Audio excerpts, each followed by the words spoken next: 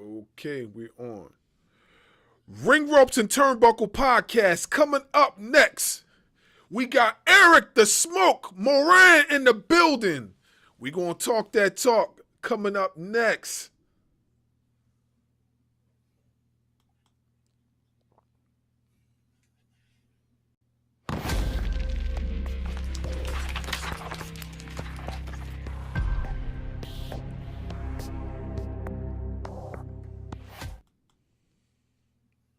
Following podcast scheduled for one fall. Introducing first, they are the Internet Podcast.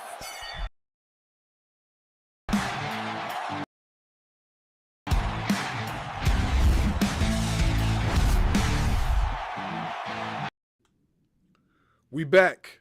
Make sure you like, share, subscribe to the channel. Hit the notification bell for more content. Ring Ropes and Turnbuckle podcast. You see him, the dynamic salute, Darkwing Dub, the insightful S. Scott Barz Wrestler Media, and our special guest, Eric the Smoke Moran. Let's give a round of applause.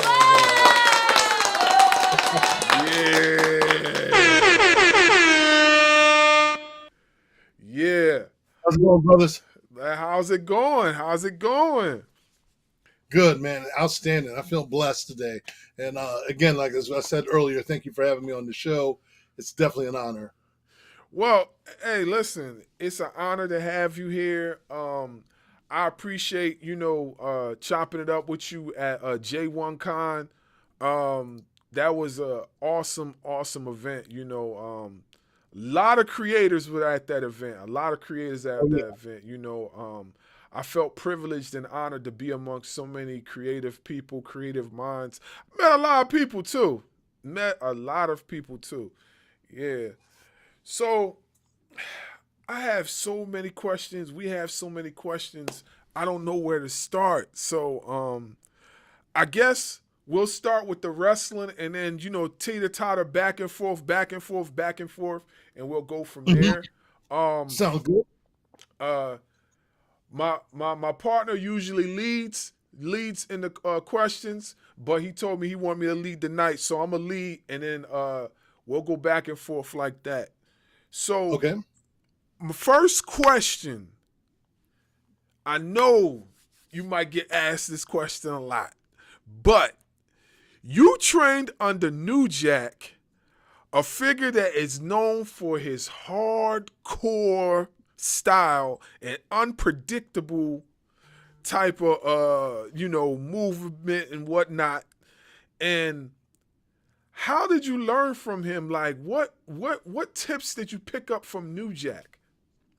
Well, it was funny when I first met New Jack. I was a wrestling fan for the longest. Like I was wrestling. I just came out the Marine Corps. Like we're talking about the early '90s. I came out the Marine Corps. The job I was working at the time was working with fellow veterans, and we were all wrestling fans. I was a wrestling fan since like the early Hulk Hogan days and early days of WWF, NWA, all that stuff. So all the gentlemen I worked with are a little bit older than me, but they're all wrestling fans. So we started going to ECW shows. And the very first time that I went, here we are, in a group. I'm one of the big guys in the group. And it was just like people took attention to us.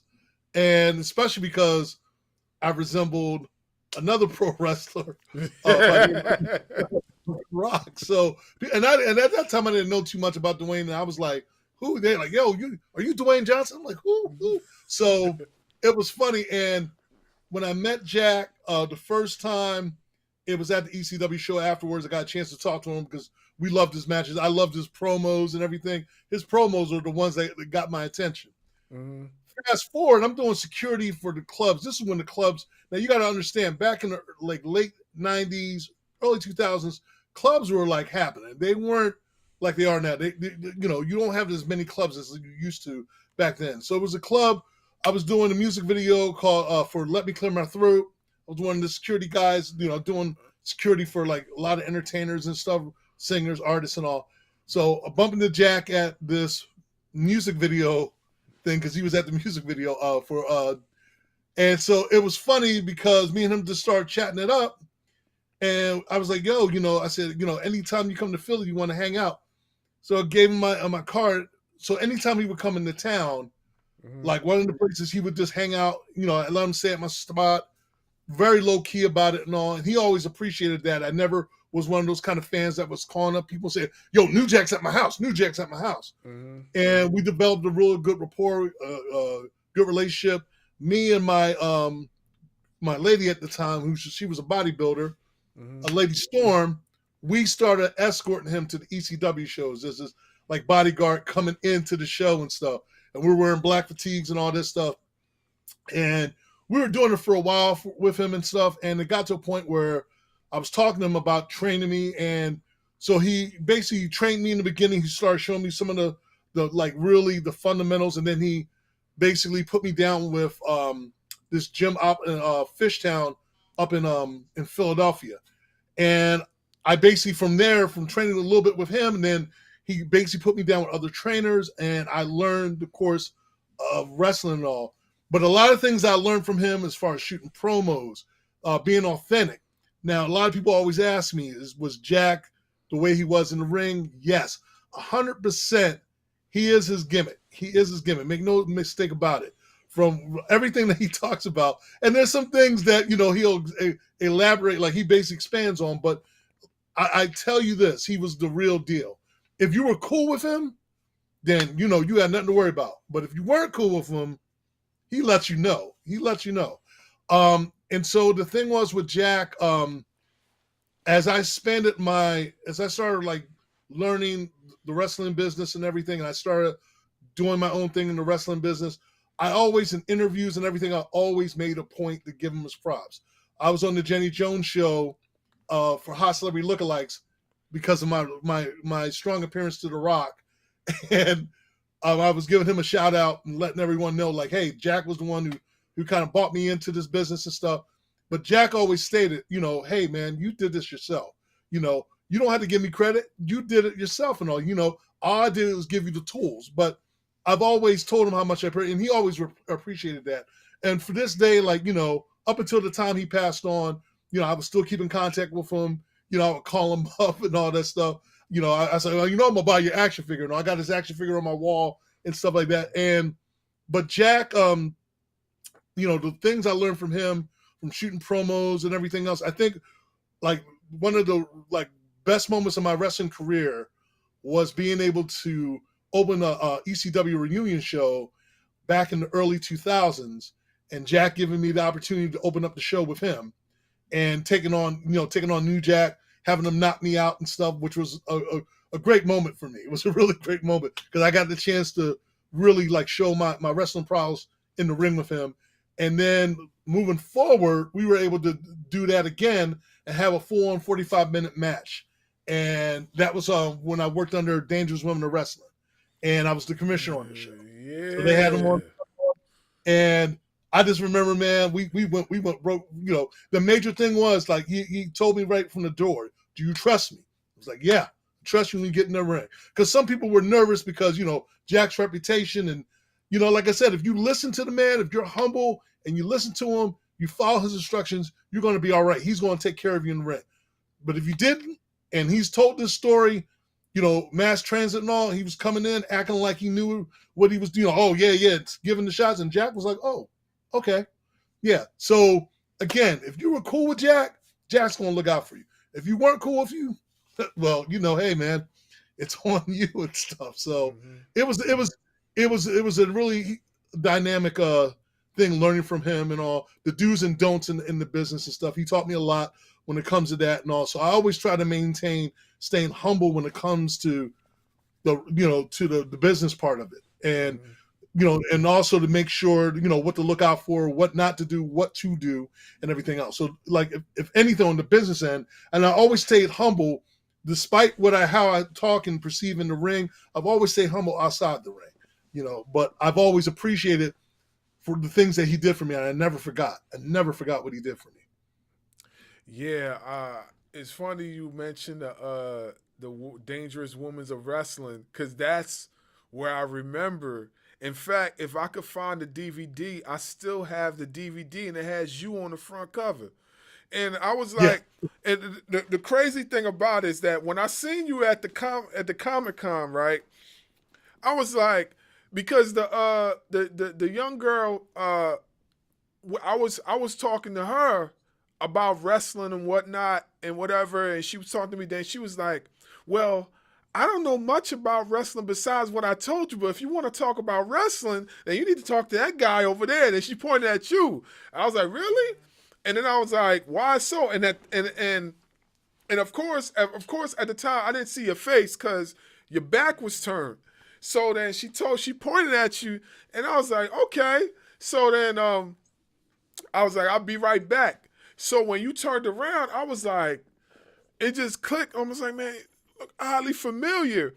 But of course, how I envisioned you was like, it was like this. You talking about something like what was it, like 20 years ago, like just about, or yeah. So, and I was like, damn, like it looked familiar, but I couldn't exactly put my finger on where.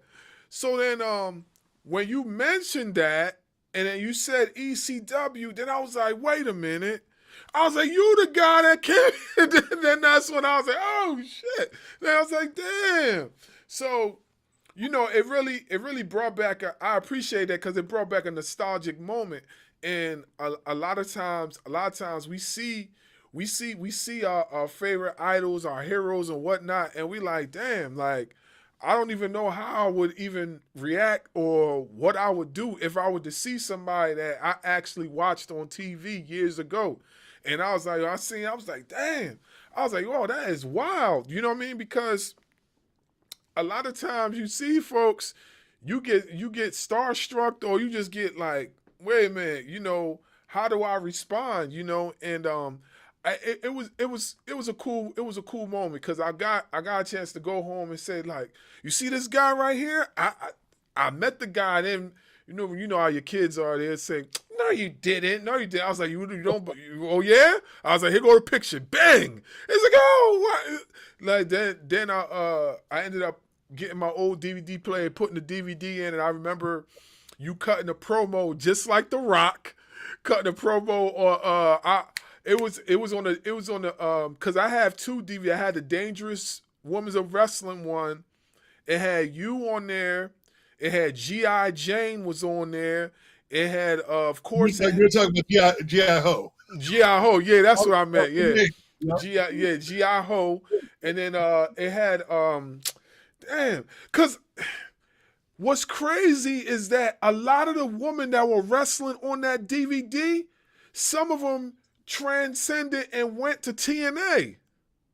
Yeah, Mickey James was one because she and I, Alexis Lurie, aka Alexis Lurie at the time, she and I, we had a lot of great moments in the ring and stuff, putting her over and everything else. Like a lot of the ladies that I had the honor of working with there in the company that made it to WWE. It's great seeing them blow up and all. Even when I worked in the independent circuit, NWA Shockwave, and everything else, working with CM Punk, working with a lot of these cats that now transcended and took on to the next level. It's great to see them do all that and accomplish that and stuff. So to be able to see that, and I was a part of that era with them coming up in that era, it's to me, man, it was everything, and then also being able to work with a lot of the veteran workers or wrestlers that I grew up on, taking on, like having a match with Tony Atlas. I never forget when I worked for Dangerous Women in Wrestling, because you would have like those intergender matches, and you would have like some of the special guests coming in. And here I'm not only the commissioner, I'm the only black guy on the show, one of the only black guys on the show, and I'm the commissioner. I'm the lead, one of the leads on the show, which was not heard of, and it wasn't a big it wasn't a big thing at that time. It was just how everything flowed. And I just remember when the promoter came over to me and said, how would you feel about taking on Tony Atlas? Now, you got to understand, I came up in the era where in the 80s and 70s where Tony Atlas and Rocky Johnson were like one of my heroes, the first black tag team. And I'm like, I get to take on Tony Atlas? I'm like, hell yeah. And to be able to, take on him, working with wrestlers like Bob Backlund and to be able to working with King Kong Bundy, like working with a lot of these like wrestlers that I came up with, watched on TV and grew up on, and being able to work with them, it's always been surreal. So it's weird and it's humbling also when you have someone like yourself or anybody that comes over to me and they're like, "Oh my God, you're the Smoke," and I'm like, "Yeah, yeah." It's a very humbling thing because you don't realize how much you had, all the work you put in your career, and you're like, wow, I've done all this body of work. I mean, because I've done so much and I've covered so much, and it just feels like, to me, it was like yesterday. Everything from my wrestling, the beginning of my wrestling career and everything else to what I transcended into from that point, to me, it felt like yesterday. Hanging out with New Jack felt like yesterday. And this is like, man, time went by fast. And before you know it, I'm already, in my early 50s and all this stuff. And I'm like, how the hell that happened? So yeah, it's humbling, man. It's humbling. Did you ever think about actually trying to get back into the ring for like one more match? Did that ever dawn on you at some point in time? I had questions. People have asked me that questions a lot of times and all. The only way I'll get back in, I would have to really be at my really best. And I had to be probably in a 6-month training regimen, like to really do it. And it would have to be something that would leave an impact.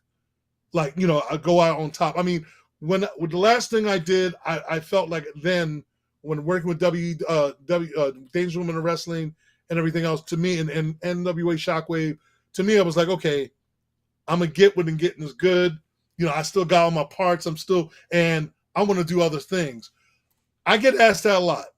I'm never going to say no, but again, I would have to be really in tip-top shape. And it would really have to be for something monumental. I would want to do something. If I was to ever get back in the ring again, I would have to be strictly on a regiment to train to really get back in the ring, to do something monumental that would leave an impact, to make people remember, like, yo, Smoke came back, and he came back in a big way, and really blow a lot of people away that people would not see coming. But again, it would have to be something that would change, that would make me want to say, yeah, I want to do that. And I have gotten offers before to come back in the ring, and to me at the time, it wasn't the right time. There was a couple of moments in my life where I was like, yeah, maybe, but I was like, nah, because, whether it was my 9 to 5 or whatever, at that time, my life was my life is different now than it was back then. So I'm more open to it now than I was maybe 5-6 years ago.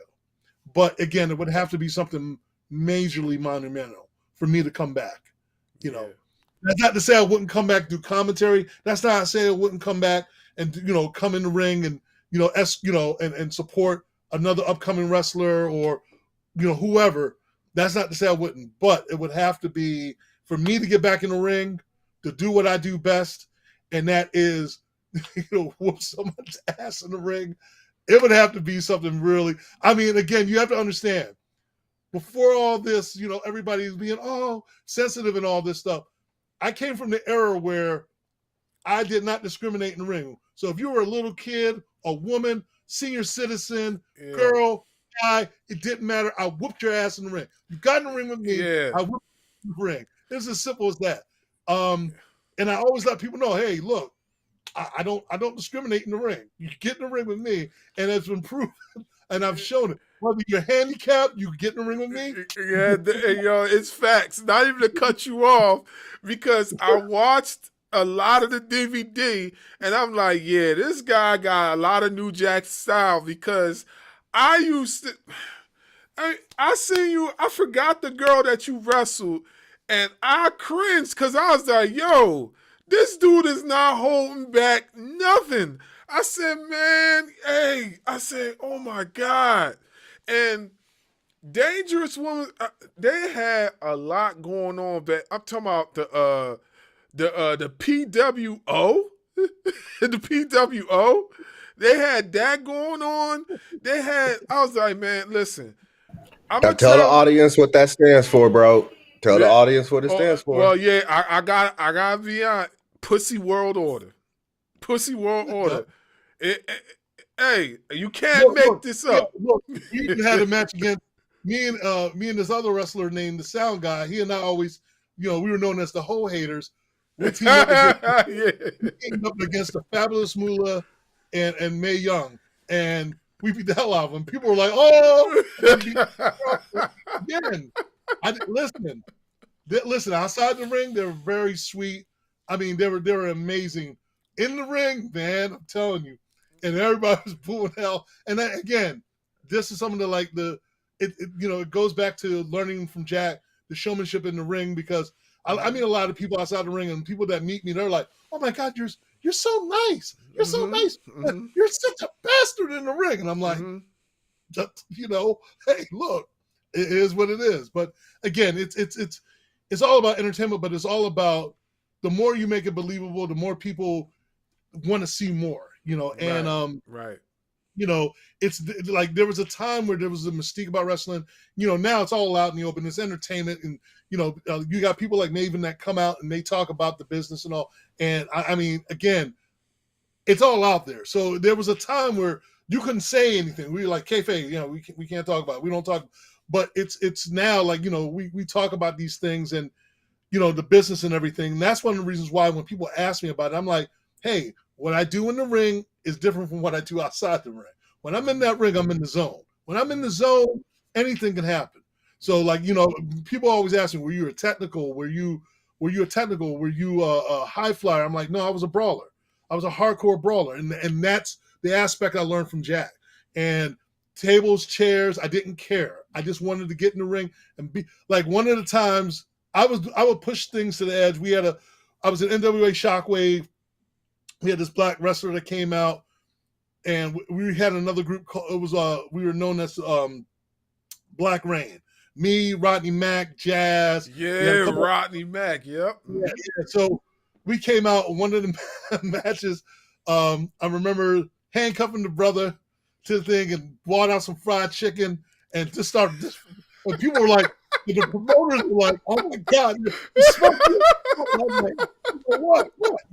I said, "This is look." I said, "Oh, y'all like this?" I said, "Y'all like your boy? I'm gonna give you something for y'all." And again, it's what we did in the ring. It's we wanted to get a reaction out of you. I was always taught if you can't get a reaction out the crowd, whether you're a heel, whether you're a face, and you can't get a reaction from them, then that means you're not doing your job. If you get a whole room that's quiet and not saying anything, and you can't go out to the crowd and start talking about their mama, their cousin, their dead sister, or their dead uncle, again, if you can't get a reaction out of them, that means you're not doing your job. I made it a point when I got out in that ring that I was going to get a reaction from the crowd, using psychology, whatever I had to do to get the crowd attention. I was going to do what I had to do. So, and again, it's just the idea of being able to do that. That's showing good showmanship. And to be able to do that, to have the crowd react, to hate you, to love you. When you have a crowd hating you, that means you're doing your job. You're doing what you're supposed to do. If you got everyone loving you, I love the fact that people hated me or people cheered me. I mean, when I would watch Jack in the ring and he was doing his thing, he wasn't looking for people to love him. They just end up doing that. And to watch him do that and seeing his promos and all, and I would do these promos, sometimes I wouldn't make any kind of sense, but it would get your attention. You're like, what the hell did he just say? It was the idea of getting your attention. I didn't have to make sense what I was saying. It's just as long as I got your attention. And you were just like, oh, what the hell? It just, to me, it wasn't me just looking like, or should I say Dwayne looked like me more than I look like him because I'm older than him. So I can say that. But the fact that I mean, I can tell you all a story. I'll tell you a story real quick. Years ago, this is not too many. Some people know about this and others don't. When I first started out in the business, and because of my resemblance to Dwayne, and Dwayne and I looking alike, I would remember going down. I remember WWF was having a show. Me and at that time, my girl, Lady Storm, who was my partner at that time, we'd go down. They were about to have a show. Monday Night Raw. I remember going down and I wanted to speak to Dwayne. So I go downstairs. You had all these workers looking you had Vince McMahon and his people looking there like, well, Dwayne, your brother, your cousin is here to see you and all. He comes out, and we started talking. I was just basically asking them a couple things and stuff like that. And as we're talking, my partner at the time, she's looking at both of us like this. Holy shit! And there is a picture out there that's floated on the internet of way back when he and I remember I was doing, this is when I was still doing security. I was still breaking into the business. I was doing security for wrestlers at this point before I started becoming a pro wrestler. And the Nation of Domination was doing a signing. Mark Henry, D'Lo Brown, Dwayne, Ron Simmons, and the Godfather. Ron Simmons couldn't be there. We were up in Jersey. I was heading up security for this event. They were doing a signing at Cherry Hill Mall. And I remember I had this blue polo shirt on. Dwayne comes in, and I'm escorting them in, mind you. People's mouths were dropping because we're wearing almost similar gear and everything else. It wasn't planned. And I remember when I was coming up to the room, you had D'Lo, all of them in the room, and Dwayne and them saw me, and D'Lo was like, "Yo, isn't that the guy?" Mark and them were like, "Shh, don't," because they knew who I was. They were like, "Yo, we've seen this guy before," and so, and I was telling people, "Well, we're not cousins." "Oh, yes, you are." People didn't want to believe. Fans didn't want. "Y'all cousins. You need to stop lying and stuff." So I got to a point where, gentleman, another pro wrestler by the name of Flex Wheeler, who I worked with in PWA and the Philadelphia Wrestling Alliance, he basically was like, "I got an idea. It's going to work." Basically, he comes on the mic and he introduced me, and this is when Dwayne was Intercontinental Champion. He's like, "Ladies and gentlemen, boys and girls, children of all ages, I present to you the WWF's Intercontinental Champion's cousin, The Smoke." And then you hear the Rock's theme playing. I come out, my $500 shirt, glasses and all, and people lost their. And now I'm like, finally, The Smoke has come back to Philadelphia, and people lost their minds. I swear to God, people lost their minds. And when they saw that, they just, oh my God. And it kind of opened more doors for me. I got discovered. That's how I got discovered by Dan Caldwell from Glow at that time, transferring into Dangerous Women of Wrestling. He wanted to bring me into Dangerous Women of Wrestling, known as Glow at that time. I was all for it, but I was doing a lot of independent shows. So those moments like that, I always am grateful about. But it was great moments. It was great moments to see the crowd's reaction, for me to get on the mic, and then I'm doing my own thing. But I always told people in interviews, because Dwayne did this interview when he was doing, what was that movie he did? The movie with, it's one of his first action movies he did. I'm trying to go. He did this interview, and he was talking about, he said, "Yeah, you got guys out there that looks like The Rock, talks like The Rock." He said, he said, "You got this guy out here that looks like The Rock, talks like The Rock," and he looks at the TV screen and says, "But he doesn't get the $1 million deals like The Rock." I knew for a fact he was talking about me, and I was like, "Oh, no, he didn't." But nonetheless, it just basically just gave me more clout, and it just made me want to run with the ball more. And the one thing is, like I always tell people, interviews that, like Dwayne says, The Rock is a character he does in the ring. The Smoke is a character that I do in the ring. But The Rock and The Smoke just happen to be related. That's how I have to look at it and all. But the people, the fans, the real fans got it, and they understood the assignment, and they just ran with it. And I'm telling you right now, it has been some of the best moments of my life in my wrestling career. I'm telling you, I had the time of my life. So, it was so much fun, man. So much fun. It's funny. It's funny you spoke about heel work and stuff like that, because that seemed to be the topic of a lot of our interviews that we have done as of late. The heel work, and people don't understand the artistry of the heel work and how important it is in wrestling. Like, if you can master being a heel, like we spoke to Psycho Boy Father a few weeks ago. And he basically broke down the artistry of a heel.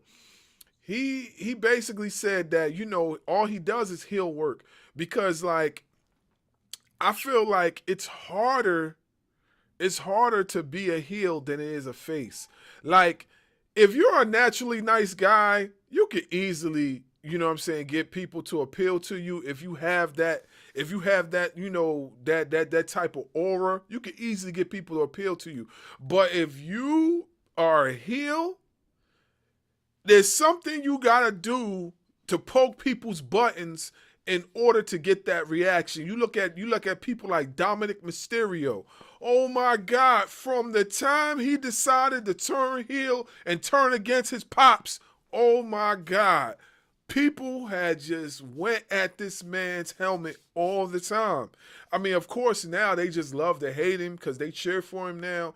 But if you followed his career, you know, like when he did the whole getting locked up with the tears on his eye, the whole Dirty Dom thing, oh my God, like, you know what I mean? That's masterful work, you know what I mean? I feel like a heel work is like more like a Picasso, more like a painting. Like, you know what I mean? You doing the illustrating, you putting the things down on the board, and you certain colors here and there, certain colors there, and then it all adds up into something, and then it becomes something that everybody can enjoy.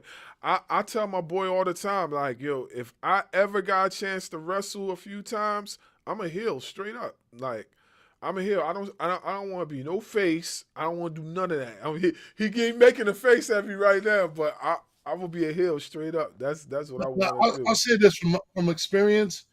You have to be that heel that stands out. What can you do that will stand you out? Because again, I think the only thing for me, the hardest thing about being a heel was like afterwards when you have kids want to come up and get your autograph. So, and if you were still in the ring, you had to be in character. So I tried my best.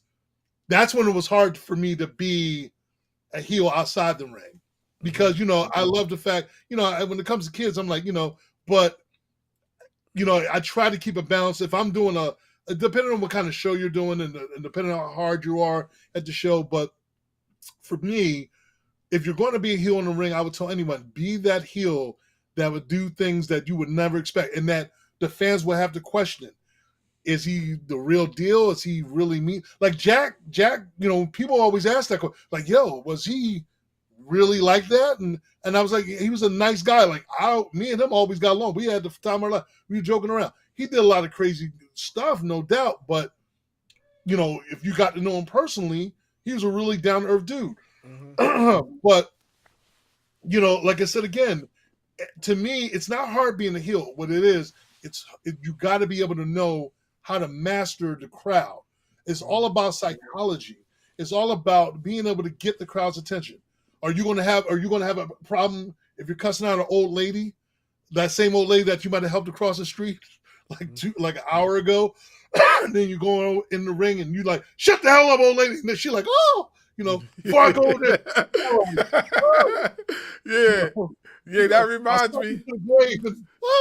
It's funny you say that, and then I'm gonna pass it to my boy Dub.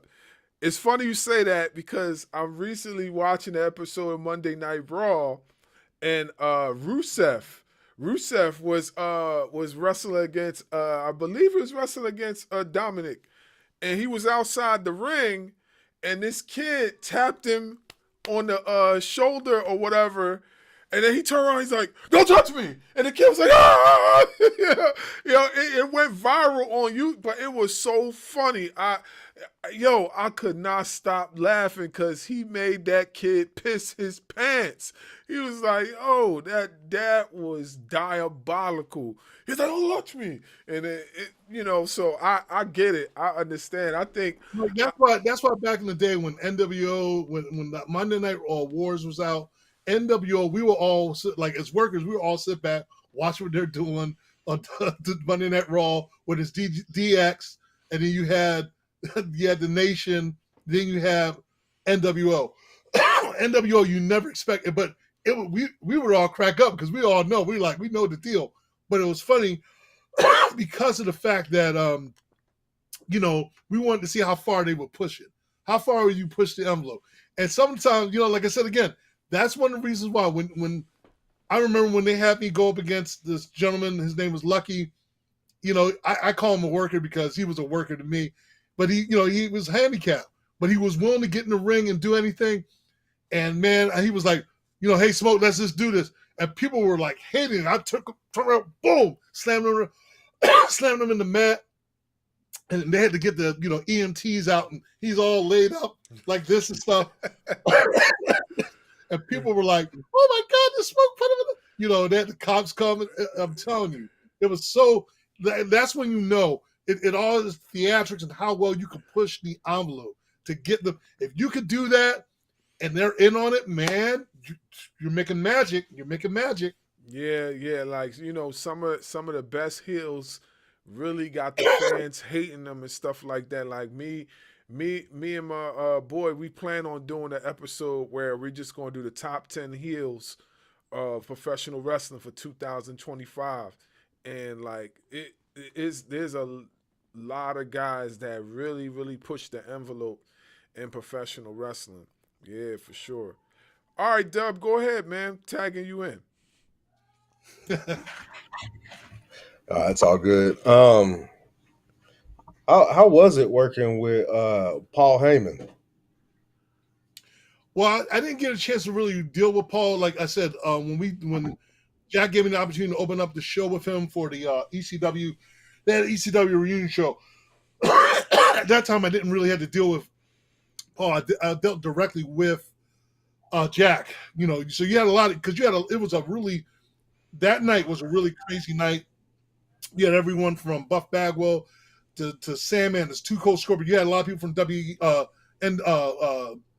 WWF coming in, some of the like veterans from WWF, and people from WCW. So that night, that reunion show night was crazy, and to be able to be part of the opening part of it, that's all I was focused on. I was just like, at that moment, because I had my bag, at a moment's notice, when you get an opportunity like that. When I've hung out with Jack, he always said, make sure you have your gear with you because you never know. Opportunity presents itself. You never know. Someone says, hey, we want to give you a shot.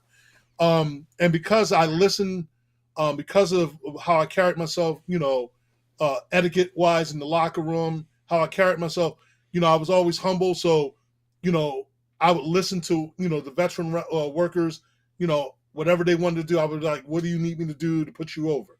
To me, I didn't care whether or not I was going to. I've been a world champion. I've been a tag team champion.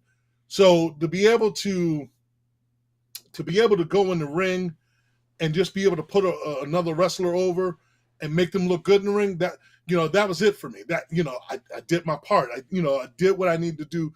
And for Jack wanted me to open up the show with him, and I was able to get the footage. I don't know if I sent you all the footage or not, but I was able to get some of the footage of that. It was just, man, you talk about surreal. Oh my God, man. So, at that time, when you're in a moment like that, all you're doing is you're just in that zone. You're just like, for me anyway, from my personal experience, it was just like, oh my God, I got to do this right. I want to do this right. I got to get out there. You got to remember all your steps, and then just go with the flow. When Jack was out there with me, he caught the spot. I would do the spot, boom, boom, bang. Get hit over the head with a guitar and sell the hell out of it. Let the audience show how, and I made that thing look believable. So again, that was a really, really, really, really great moment for me. Yeah, that's what's up. Like we was just talking earlier about the whole New Jack thing and stuff like that, and just being able to work with somebody like that. I know it was legendary, Also, you said you worked with ECW. What was it like working with the Brotherhood? The Brotherhood, described as a brotherhood of wrestlers who push new limits and things like that. What was it like working with them? Well, as far as with the Brotherhood, I never got a chance to work with them. Like I said, Jack, opening that show with Jack, to me, once I did that, that was it for me. Basically, at that time, because ECW was going through the transition, that's when Paulie, I think that's at that time when Paulie left, and things were like they were going in a whole different direction and all. So at that time, when the opportunity presents itself like that, and you get a chance to be on the ECW card, like I said again, it's a monumental moment. So to work with a lot of these other cats, I never got all the opportunity other than working with Jack. That was like the opportunity for me, and waiting to hear if they needed me back to come back on the show or do any other thing on the show and all that. Again, that to me, because I was already working with other companies at that time, so I was all over the place at that time. Mm-hmm. Yeah, I also see that I know we mentioned the NWA Shockwave, and you won multiple titles. You won the Intercontinental title, and you won tag team championships. So, how did it feel holding those belts? And at the time, where were you at in your career? Were you reaching the pinnacle, or were you just like you still were fresh, but you were just getting the opportunities? I was getting so when I got my first tag, I was in PWA, Fire and Smoke. Basically, when I was in PWA, Fury and Smoke, my tag team partner, was when I won my first tag team belt. And to me, that was when I was still green in the business, and I was still learning the ropes. And then I remember when I met Kevin Nash, and this is when they started doing the whole NWO thing. And he had said to me, he was like, you should think about coming down south because at one point they wanted me to try out for WCW. A lot of people, certain people only know about this, but at that time I was still green and I really didn't think I was ready for that. Because again, I didn't want to toot my own horn too quickly. So as time went on, I'm working with other like wrestlers and stuff. Billy Firehawk, who worked in WWE, who started off with the basically was NWA cyberspace, and then basically transitioned to TNA and everything else. He gave me my first push for the company, and I became world champion for their company. And so when they put me over, I was world champion for almost half a year. So I was like going to Comic-Cons. I was appearing at different places as the world champion. I had the belt and everything else. And so for me to be the champion, world champion, at that time, that was when my career as a wrestler was a little bit less green and getting more experience on that level. And so in doing that, I basically just, took it as I went. When the opportunities came, when it was time for me to give up my title, I had no problem with that. And, but at the time it was a great experience.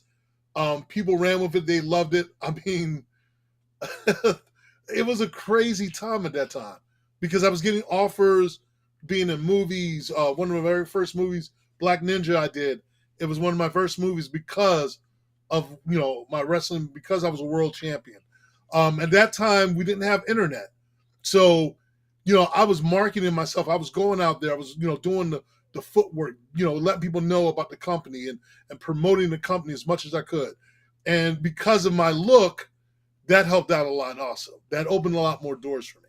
Mm-hmm. And like I said, appearing on Jenny Jones, for, Hot Celebrity Lookalikes. It's one of those few episodes that did so well that season. They had me come back the following season because I made such an impact on that show because of my resemblance. And again, that opened a lot of doors for me. And the thing was, for a while, I had an issue about it because I was like, well, maybe I shouldn't do it.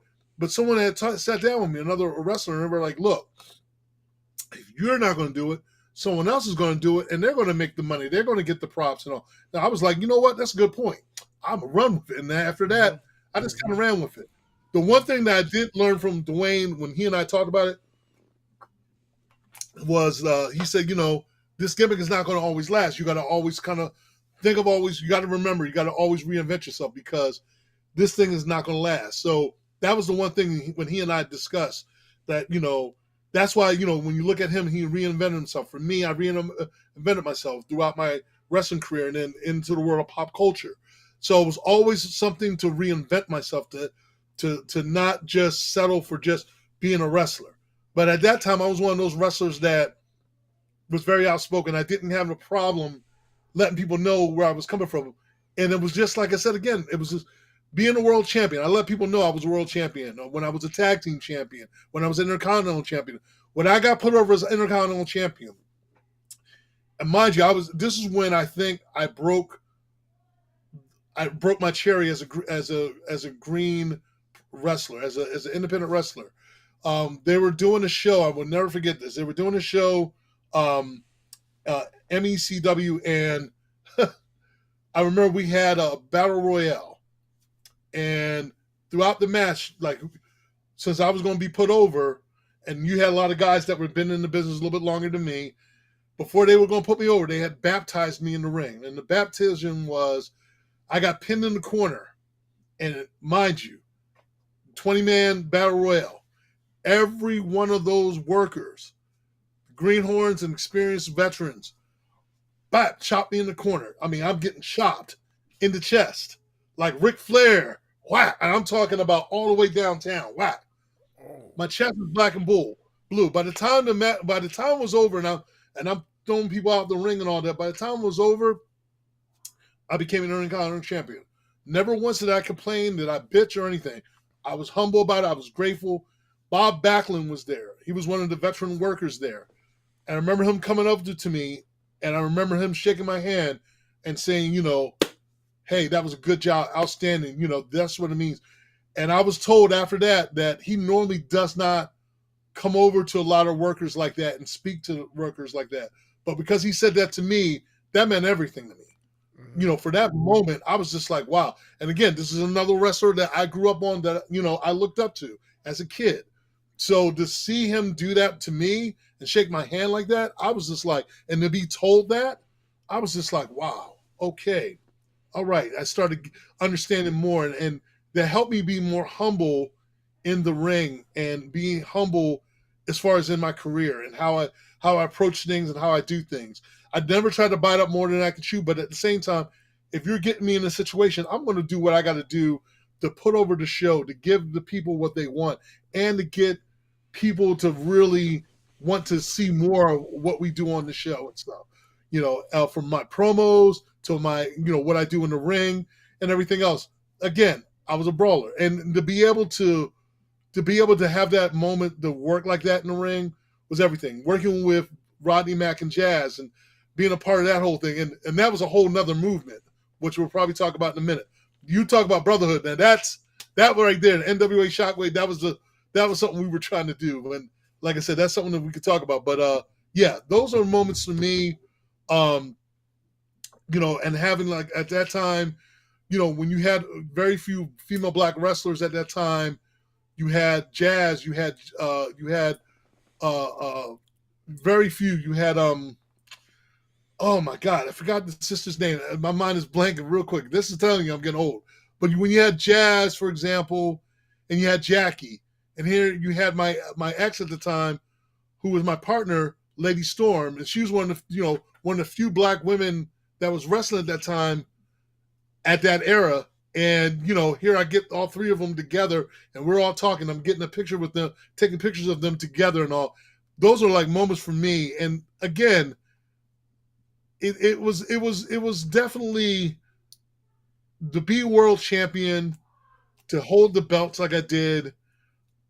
That's always going to be part of my history. That's going to always be part of my history.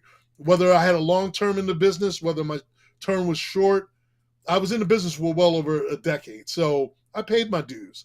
And so I've had a lot of fun.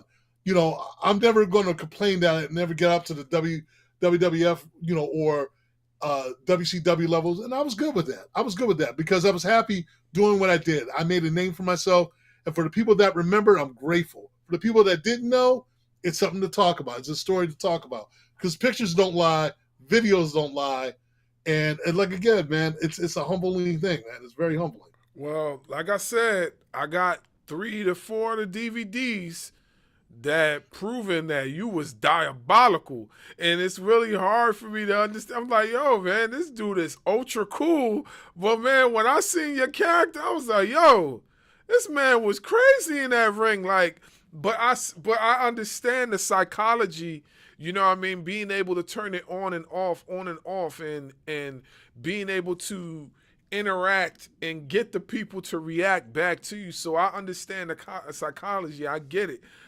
And that's why I like heels so much, because it takes a lot to go through just to get those type of reactions from folks. Yeah, go ahead, Dub. My bad. I had to get my little guy put to sleep. So you had mentioned you did some time in the Marines. Mm-hmm. I'm an Army guy myself. How was it? Well, we can't all be perfect, man. But still, you're still brother in arms. So we can't always be perfect. But you know how that is. The Army Navy thing. I mean, Army Marine thing. But we still brothers in arms. So that's what it comes down to. I wouldn't say that. I wouldn't be Marine if I didn't say that. All right. Well, I got you with one. What was your favorite color crayon to eat? Oh man, I love them all. Are you kidding me? Green, purple, red? Oh my God, black was a little nasty tasting, but still. Oh man, the pinks were all right. They were a little too sweet, So we, in all seriousness, though, thank you for your service, by the way. Back at you, man. Back at you. Yes, sir. We actually had a conversation about a week or two ago with Ahmed Johnson, and he spoke to the teamwork that goes into being in the military. You have to work as a team in the Marines. You have to work as a team in the Army, because if you don't, somebody could lose their life, right? Yes. But then he said when he moved over to the WWE and wrestling and realized there's no teamwork there. Everybody's out for themselves. Did you have that same experience leaving the Marines, going into the wrestling world and seeing that there wasn't teamwork there? Or was it different being in ECW? Well, working with working in ECW, working in NWA Shockwave, working with Dangerous Women of Wrestling, I've learned that depending on how long, you can go to a show, as an independent worker, for me, I can go to a show. If I'm with the company, like I was with NWA Shockwave, certain people that you work with, they know your ethics. They know that you're going to come in there and take care of business. The person that you're in the ring with, whether you like that person, it's just like in the military. Whether you like that person, you hate that person, or you're cool with that person, you got a job to do. So you're supposed to, when you're in that ring, you're supposed to look out for each other. That was one of the things, like I said, I mentioned before earlier, when Jack said, do you trust me? Yeah, because the military side trusted him because we're getting in that ring. I know I got to look out for him. He's got to look out for me. It's, I'm not looking to be kumbaya with everyone. So I know that in that kind of spectrum, in the wrestling spectrum, you want it to be a team effort. You want it to be everyone looking out for each other. Now, women's extreme, I didn't have that much in ECW because, like I said, it was an in and out thing for me. But my experience with NWA Shockwave, TNA, with Dangerous Women of Wrestling, Glow. With Glow and Dangerous Women of Wrestling, was more or less everyone was more family oriented. Everybody kind of looked out for everyone. It was, on a personal as well as outside of the ring and stuff. So it was more like we're all looking out. It was like a family, almost like a mini family. For Dangerous Women, for NWA Shockwave, you had certain people that were cool, that looked out. I remember when, for example, Rhino and I, we were doing the show. It was me, Abyss, Rhino, Rodney, Jazz, and I was coming. We were leaving to fly back to, our respective areas, and Rhino and I were flying back on the same flight. And Rhino didn't have to do this, and I'll always be grateful to Rhino. Rhino, was able to upgrade my flight. He was able to, get me in a position where I could fly out, because I was sitting in the coach. I was like, he was like, no, we'll get my man up here because, he's with me and all this stuff, and he looked out for me. So I will say that I won't say there were cliques, but they were like, if you got along with certain wrestlers and you had a good reputation with them and you got along with them, it was like everyone looking out for each other. You hear the stories, you had certain wrestlers driving other wrestlers to the next show and stuff.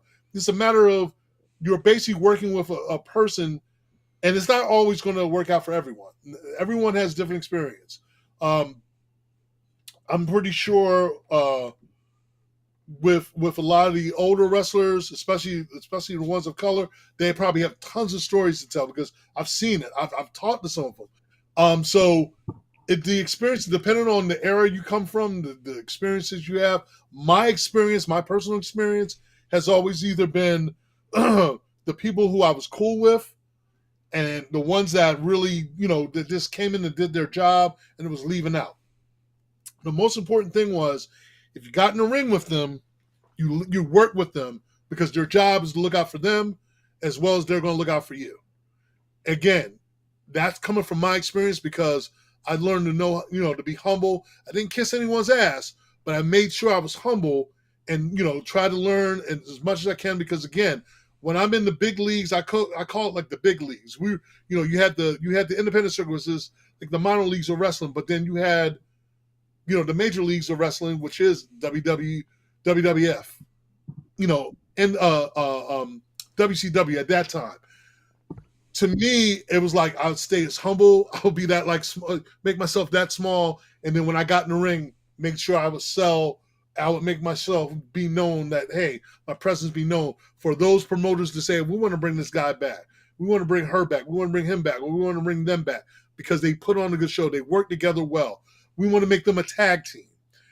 So I would never forget my boy Billy Firehawk, Restless Soul, he gave me a major push on because he and I, we looked out for each other like brothers. And, we kind of understood each other. So, when I worked under his company with NWA Shockwave, anything he needed, I would just do. And, we knew what to look out for. People to this day, I talk with Bill Apter. I'm pretty sure you know who Bill Apter is.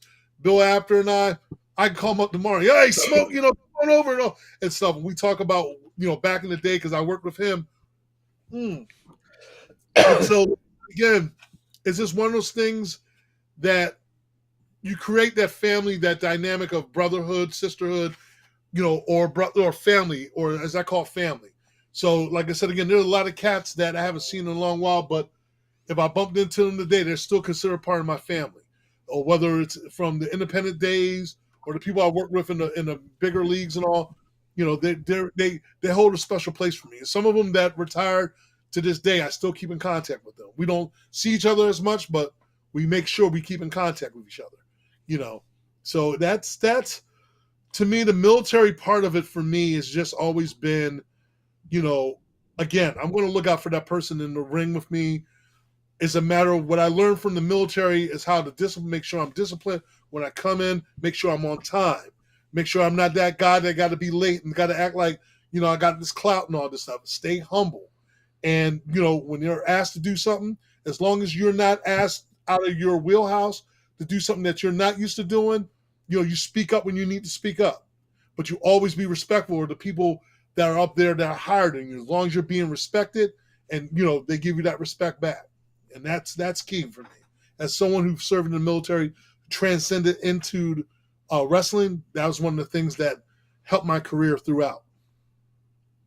What was the transition like leaving the Marine Corps going into professional wrestling for you what was that transition? Was it like a hard transition?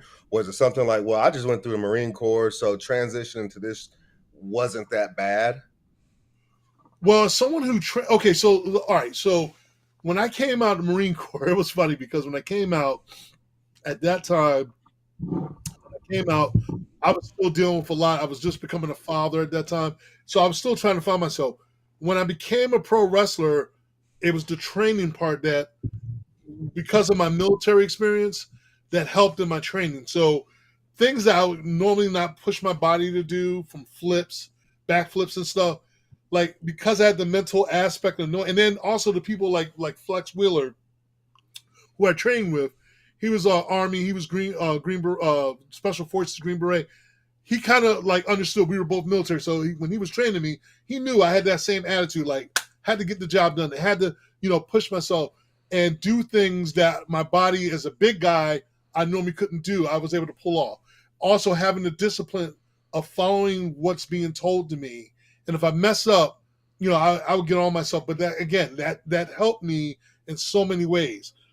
Also, I tell people this all the time. I train also in boxing. And I tell people all the time, training as a wrestler and training as a boxer are two different entities. It's for boxing, it's more about stamina, where wrestling is about technique, learning how to take a fall, knowing, how to properly protect your body when you're taking the fall, how to protect the person that you're in the ring with, and how to protect them, and knowing, the moves and everything else. Knowing, and also keeping repetition, knowing certain spots and everything else. That's important. If I was training any newcomer that wanted to come to the ring, the first thing I would train them is know how to take a fall from starting from the bottom up, working their way up, knowing how to hit the ropes properly. People, because when you get in that ring for that first time, you had that first match, you're on an adrenaline high. So you got to discipline yourself in making sure that you don't burn yourself out. So this is all a part. The military helped out with that. For me, and Marine Corps especially, that helped out in a massive way. So to be able to transcend that, and anything I've done, like that's why when I was asked earlier about have I thought about getting back in the ring, the Marine in me from my training, even all those years ago, if I was to get back into training, if I was to get back in the ring, I would have to train for 6 months. I would have a 6-month regimen, getting up at 3 a.m, going to the gym, 24 hours gym that I go to, doing cardio, doing upper body strength, all these things, learning the technique, reminding myself. And then also the psychological part. When you're in the Marine Corps, and especially in the Army, when we were in boot camp, it was all about psychology. It was all about the drill instructor using psychology to get you to do things. They broke us down and they built us back up. So when you're in boot camp, I would tell people all the time, I did things that normal people couldn't do. You being in the Army, you did things that normal people, everyday people couldn't do. Regular civilians, I call it, regular civilians couldn't do. When you're climbing walls and you're scaling stuff, you're flipping off stuff, and you're like, oh my God, and you're getting trained. You're getting that training to a point where you feel invincible. Like I felt it. When I came out of the Marine Corps, I'm pretty sure you felt that way about the Army when you came out of the Army boot camp. I felt invincible. So I carried that on. I carried that mentality on in Marine Corps. When I first started in the wrestling business, I was known as Sergeant Prophet. I used that. I had a Marine Corps drill instructor persona like Sergeant Slaughter. I had that whole, Marine Corps thing. And I was just like, okay, this is not working for me. But when I started, you'll see pictures of me in my, Smokey Bear, and I'm wearing black fatigues, and I got the Marine Corps thing on and all. And I was known as Sergeant Prophet. And that was all right for a while. But now I was like, all right, we got to change into something else, do something that's more in tune for me. But the military aspect always carried on with me. The discipline, the psychological discipline, the determination of wanting to get the thing done right, getting my moves right, getting the opportunity to show off what I can do in the ring. And then being able to use that psychology I learned from boot camp into working the crowd and making the crowd hate me or making the crowd love me. That's what it was all about. To me, it's everything. So yeah, Marine Corps played a really big part in helping me transition into being as a pro wrestler and the training aspect of it. Yes, big time. And what a lot of people don't really understand is like outside of pro wrestling and anything like that, the stuff that you learn as a Marine, and in my case as a soldier in the Army, you carry with you throughout the rest of your life. Like I got people that tell me at the job that I do is like, how do you catch on so quick? How do you do this? So how did it just like click for you? I said, I looked at it like I was back in basic training, learning all over again. And those drill sergeants, they're gonna drill it. And if you don't, they're gonna smoke the living piss out of you until you do get it. And especially for me coming from a family, I have 2 older brothers that were Marines also. So it's a family of us. And so for me, there was no question about it. I just had to do it. So I one of the few things that did help me when I was in the Marine Corps. You know, I have my issues mentally and all that stuff, but I will say this: boot camp, without a question, changed my life. Anything that came out of the Marine Corps besides the uniforms was the training. The training helped me become a better man and made me a better man than I am today, as far as in how I handle my career and how I handle things, and as far as not letting anything keep me down. When I was in that ring, when I was being taught, when I was being trained, that discipline went a long way with me, because I didn't want to be like everyone else. When they said you had to be at the gym at 8 o'clock, I was there at 7:30, or sometimes even 7 o'clock, because I wanted to be the first one in to get ready, have my gear ready, boom, put it on. All right, and I made sure I stood out from all the other trainees, because I'm like, to me, I'm like, oh, y'all don't have the discipline. Y'all unsat. Y'all undisciplined. All right, run around the ring. All right, all that stuff, and get my mental aspect of that part. So that part, on a lot of different levels, as someone who's a disabled vet, that helped me on the mental aspect, because it kept me structured. It kept me, it kept me together more than any other day job, more than anything else.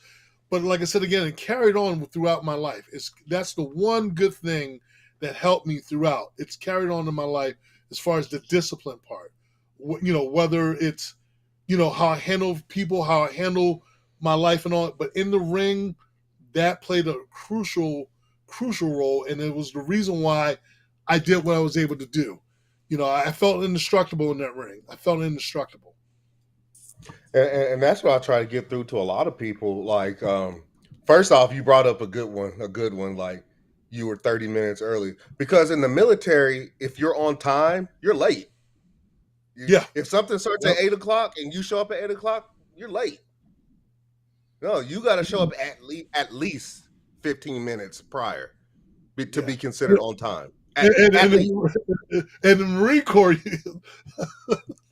it was either 30 minutes or at least 45 minutes to an hour. I always, because the last thing you wanted to be getting on that squad deck, and you be the last, you like get there at 8:01, or just like you said at 8 o'clock, and everyone's already in formation at 7:40. I'm like, oh no.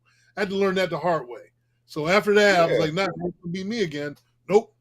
So, and like I said, that carried on. When I got trained, I remember they were like, okay, we need you, we want you there at this time. And, and if I knew I was going to be late, I better call 3 hours early.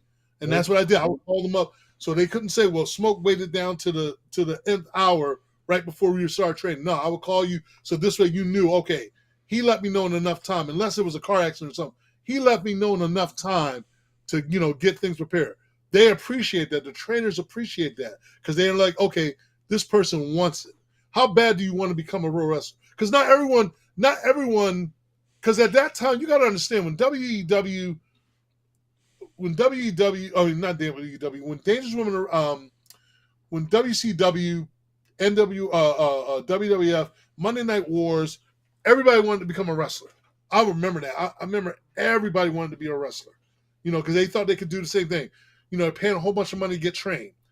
And I say, out of all those wrestlers, I say, you have maybe 30 wrestlers, and out of those 30, maybe 8 or 9 of them, made it to the independent circuit. And out of those 8 or 9, maybe 4 of them made it to WCW. And the others are like still working independent circuit. Again, I didn't care about the money. I just wanted the experience, and everything would just come as I went. I didn't care about the paydays at that time, because at that time I was like, I want the experience. I want to learn. As time went on, I started getting better paydays. I was like, okay, I must be doing something right. All right, I'm liking that. I didn't make a whole bunch of people ask me all the time, did you make millions of dollars? I'm like, no. As an independent worker, you're lucky to get $20. But I was fortunate enough, the companies I worked with, I got paid nice. I didn't get paid oogles amount of dollars, but I got paid nice. I'll say that much, But, so you can imagine, if you knew how to manage your money right and everything else, and you're working in the big leagues, you can go far. You can go a long way. I got you bringing up NWA and something that recently, as in the other day, just happened. I just want to get your take on that. AEW taking on the national championship, the same national championship that is actually in NWA as we speak. What is your thoughts on that? Well, look, this business has been changing for years. The day that you had the McMahons walking on the set of WCW on Monday night, that changed everything in wrestling. That night changed everything. So everything, the mystique, part of the mystique was gone because. So the way how I look at it now, AEW, NWA, I think that it's hard to say because this business changes a lot. People are changing companies like I change clothes, man. It's just like it's hard. After a certain point, I was just like, to me, the wrestling business is not like it used to be. To me, I'd rather go to an independent show than to deal with some of the shows that because the independent shows were salt of the earth to me. They're like, whether you had crowds of 20 or 30 people, to me, they're the salt of the earth. That's what wrestling to me was all about. When you have big spectrums of people and all, it just doesn't hit me the same way. I think that's one of the reasons why I never pushed to be, if I really wanted to push to go to WWF or WCW, I could have pushed for it. I really could have. But I never wanted to because it just didn't have that same kind of effect on me. So when I look at companies like, again, I know some of the people in AEW, that, like I said, CM Punk, for example. I knew him back in the day when we were in NWA Shockwave.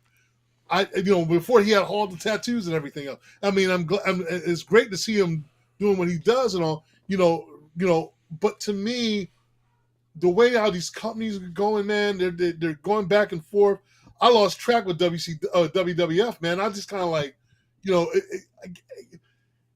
it just doesn't have the same kind of effect on me as it did even when I was working as a wrestler in the early 2000s, late 90s, early 2000s, where I was like, oh, man, who's going to be, and I'm like, man, maybe I might try, it just doesn't have that kind of same effect on me because to me, some of the magic is gone. To me, that magic where you were looking forward to seeing who was going to show up on whose show and stuff like that, it just doesn't have the same effect on me. So with the NWA, and NWA's been around for a long time, it's just these changes come and go. So I kind of lost track after a while, man. I just kind of like, I just sit there and just like eating popcorn and just watch, see what's going to happen next, man. Because it's like if they turn around and went under tomorrow, I'd be like, okay, what's the next big thing they're going to do now? Again, it all is a matter of perspective. So I just kind of like just been rolling with the punches. The older I've gotten now, just like, people are like, would you want to go and if they offered you tomorrow to work at WWE or to work at AEW, would you? And I'm like, nah, I wouldn't. I just wouldn't because it's a whole different animal now. Doesn't matter who's running it. It's just, I mean, again, I think, it's nice to see more of us in the ring, more of us in the ring and stuff. But again, it's just, I just wish there was more of us in the ring back then to really like, to get the clout, like, and the exposure, because it was a nuance and people tuned in more. You can't even watch, you got to pay for pay-per-view to watch half this stuff now. We used to watch it for free. It was a treat for us. Mm-hmm. Like, it's unheard of. Like, it's on, it's on Netflix. It's on, and I'm like, what? It was on Peacock, and I'm like, remember when Monday Night Raw would just come on USA, and you would just be able to watch it, and we would all be able to call each other, be like, yo, did you see what happened? Or WCW was on TBS, and you're calling, yo, man, so-and-so showed up on, and they knocked on the doors, and, oh, man, and you're watching to see who was going to show. Again, all that's out the door now.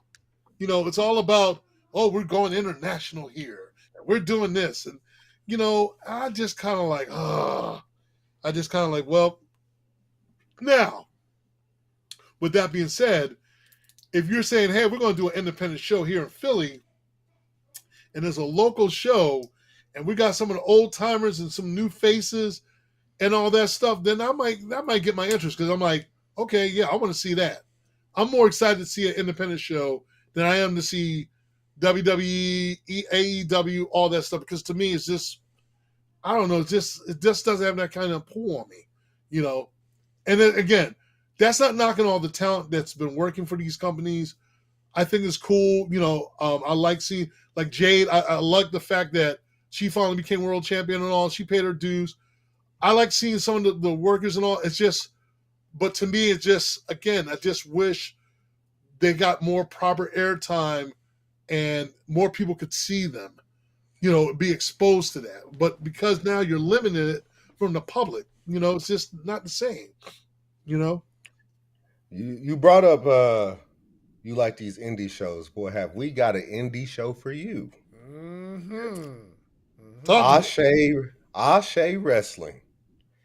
Okay. It was the owner, CEO owner is Darius Lockhart. It's a wrestling promotion for us by us.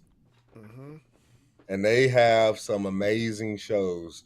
If you want to look, it's ASE Wrestling on YouTube. A lot of their stuff is on there. And they're based out of Charlotte, North Carolina. And I guarantee you will fall in love just like we did. Okay, I definitely gotta check that out. No, I was just like, it was recently was this one wrestler I follow, and the independent wrestler, but his gimmick is funny. Santana Jackson. I know you probably heard of him. Oh, yo, yeah, that's my guy. That's my guy. I follow him, man. He is because I remember when he first came on, I was like, yo, come on. I'm like, oh, yo, that's good. That's good. And they had this other wrestler, I think, name was Purple Rain or something, and he was good too. But I like Santana Jackson. If anybody, and that's the independent, mind you, this independent circuit. Santana Jackson, love his gimmick. Just love his whole persona. Like I said, I follow him on Instagram. You know, and you know, again, love his gimmick, love his work in the ring. You know, again, that's entertainment, man. That's really, you know, that's what it's about. You know, when he's doing the Thriller and he's coming out in the Werewolf, man, come on, that's fun. Yeah. We're actually working on trying to talk to him now. Like, but yeah. Nice. Yeah. So he's phenomenal wrestler. I've seen a few of his indie shows. I definitely like his talent. You ever heard of Soul Taker? Why that sounds familiar? Why is that name familiar to me? He's not like a black version of Undertaker, is he? Yes, he is. Oh, I gotta see that. I gotta look him up. Yeah, we try to work with him right now, trying to see if we can get him on the show. But yeah, he's dope though. He's dope.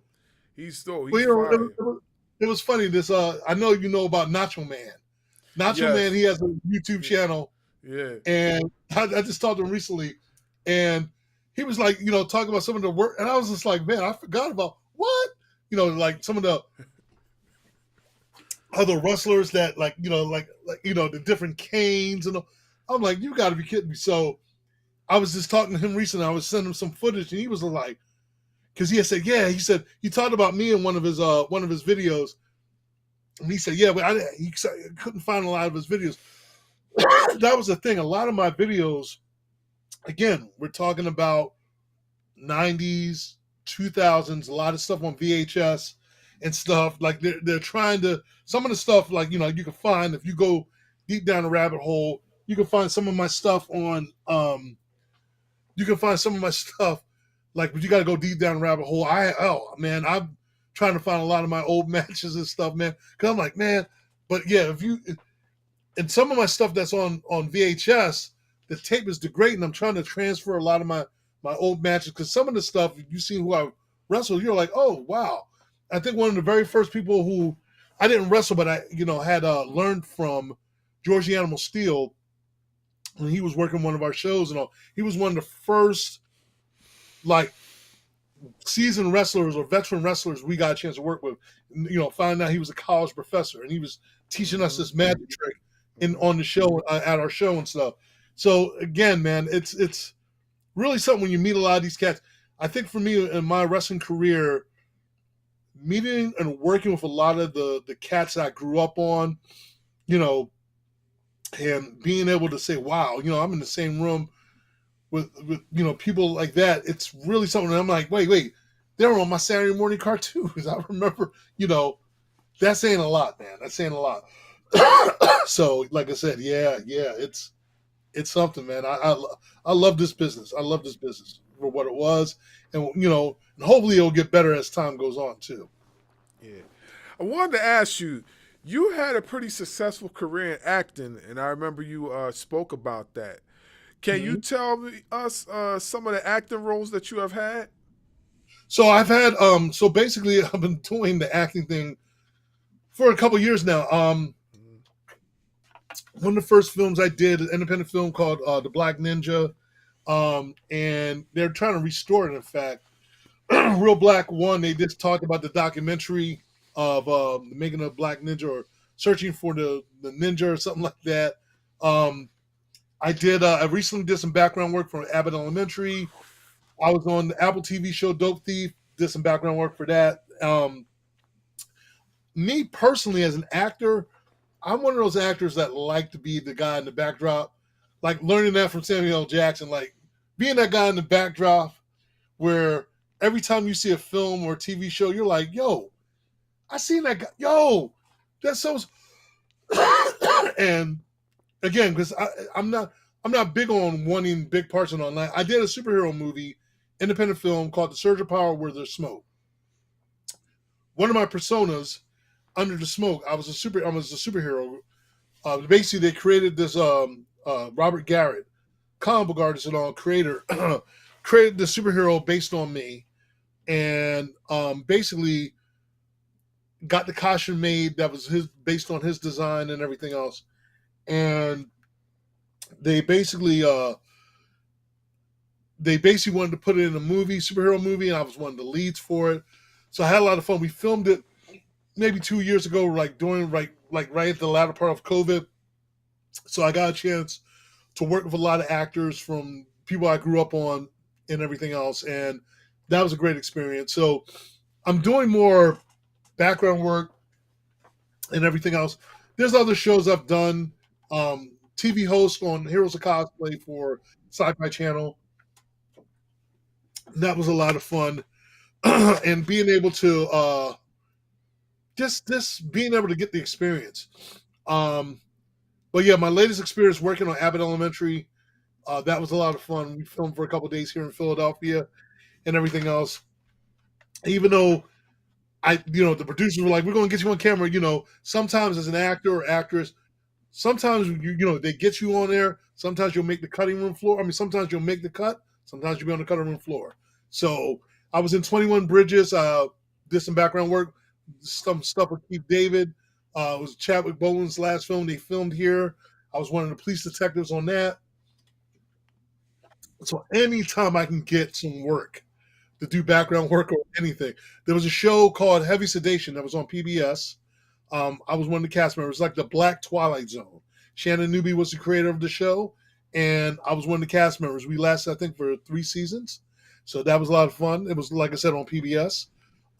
So, yeah, it's, again, I try to get as much work, any work at the time. I think one of my really cool experiences when I was world champion for NWA Shockwave, Samuel L. Jackson had just finished filming Unbreakable here. And I was at this event. I had my entourage with a couple different wrestlers, my brother being, also hanging out with me, and one of my cousins and all. We're all hanging out. I see Samuel L. Jackson, off with his crew. And I remember going up to Samuel L. Jackson and just telling him, hey, man, I love your work. I said, I was looking to become an actor. And I was like, Mr. Jackson, I said, I'm a pro wrestler. And he was like, whoa.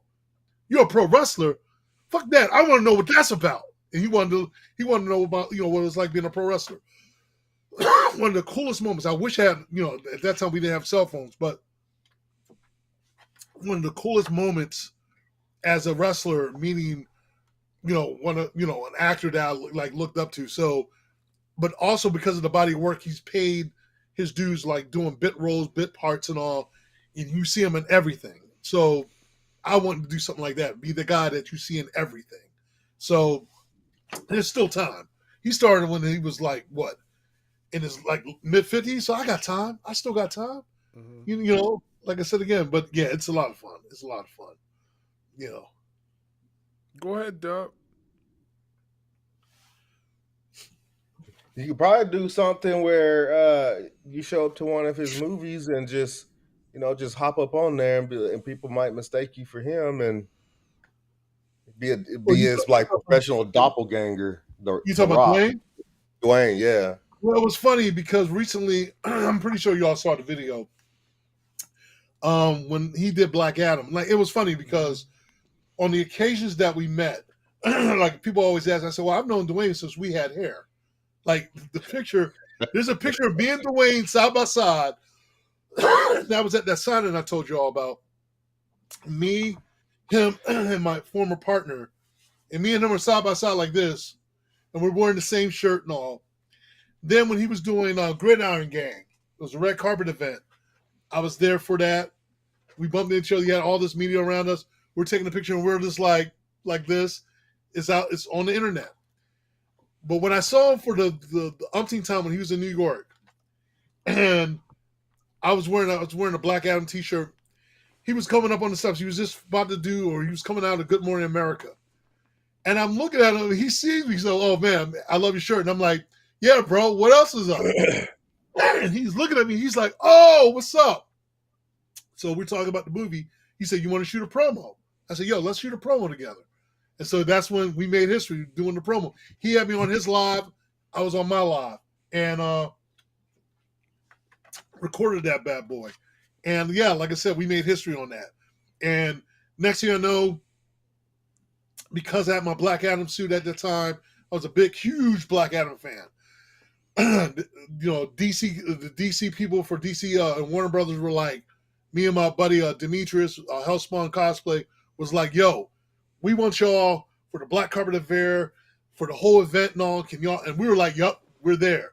Opportunity, we manifested, boom, we're there. Hung out, met everyone and everything else, man. We're on stage, Heart of Times Square, 300 people. It's all on, like I said, it's all on the video and meeting everyone. So yeah, right time, right place, man. So you never know. What was that like though? Like to go through professional wrestling and looking like and people thinking that you're one of the biggest stars in the history of wrestling. What was that like for you being that person? Well, when we were young, when I was younger, my stature is a little bit different now, but I think up until when he started cutting his hair and my hair started going in a different direction. I don't, like, for example, I don't have any kind of tattoos. I don't have any body tattoos. And he started doing the tattoo thing and all, wearing tribal stuff for his family, representing and all. Mad respect for that. I just thought that's when we had talked about the whole reinvention. Because like he said, this look is not going to last. This, what he was doing wasn't going to last. He was going to expand on to doing something else. So for me, I would still get that for a time. I was getting that for a while. And now and then, people that know him, like I've gotten that from people that know him, were like, "Yo, you remind me of Dewey. You look like Dewey." All this stuff. So now, because I'm a little bit more heavier, I'm not ashamed about that. And Dwayne has lost a lot of weight. He's lost a lot of weight. And so I was cool with that. I mean, we y'all got, excuse me, dry air in here. But I think it was cool. I think it was awesome. I always laugh and remind people, I'm like, remember, I'm older than Dwayne. So, I got him by, I got him at least by 2 years. We just happened to look. I thought it was crazy because to me, Dwayne looks a lot like my brother. Like if you saw my middle brother, him and Dwayne are the same height because my brother's a little bit taller than me, one of my older brothers. But to me, when I look at Dwayne, he, face wise and all, I'm like, oh, okay, he looks like one of my brothers. He looks like one of my brothers, one of my older brothers.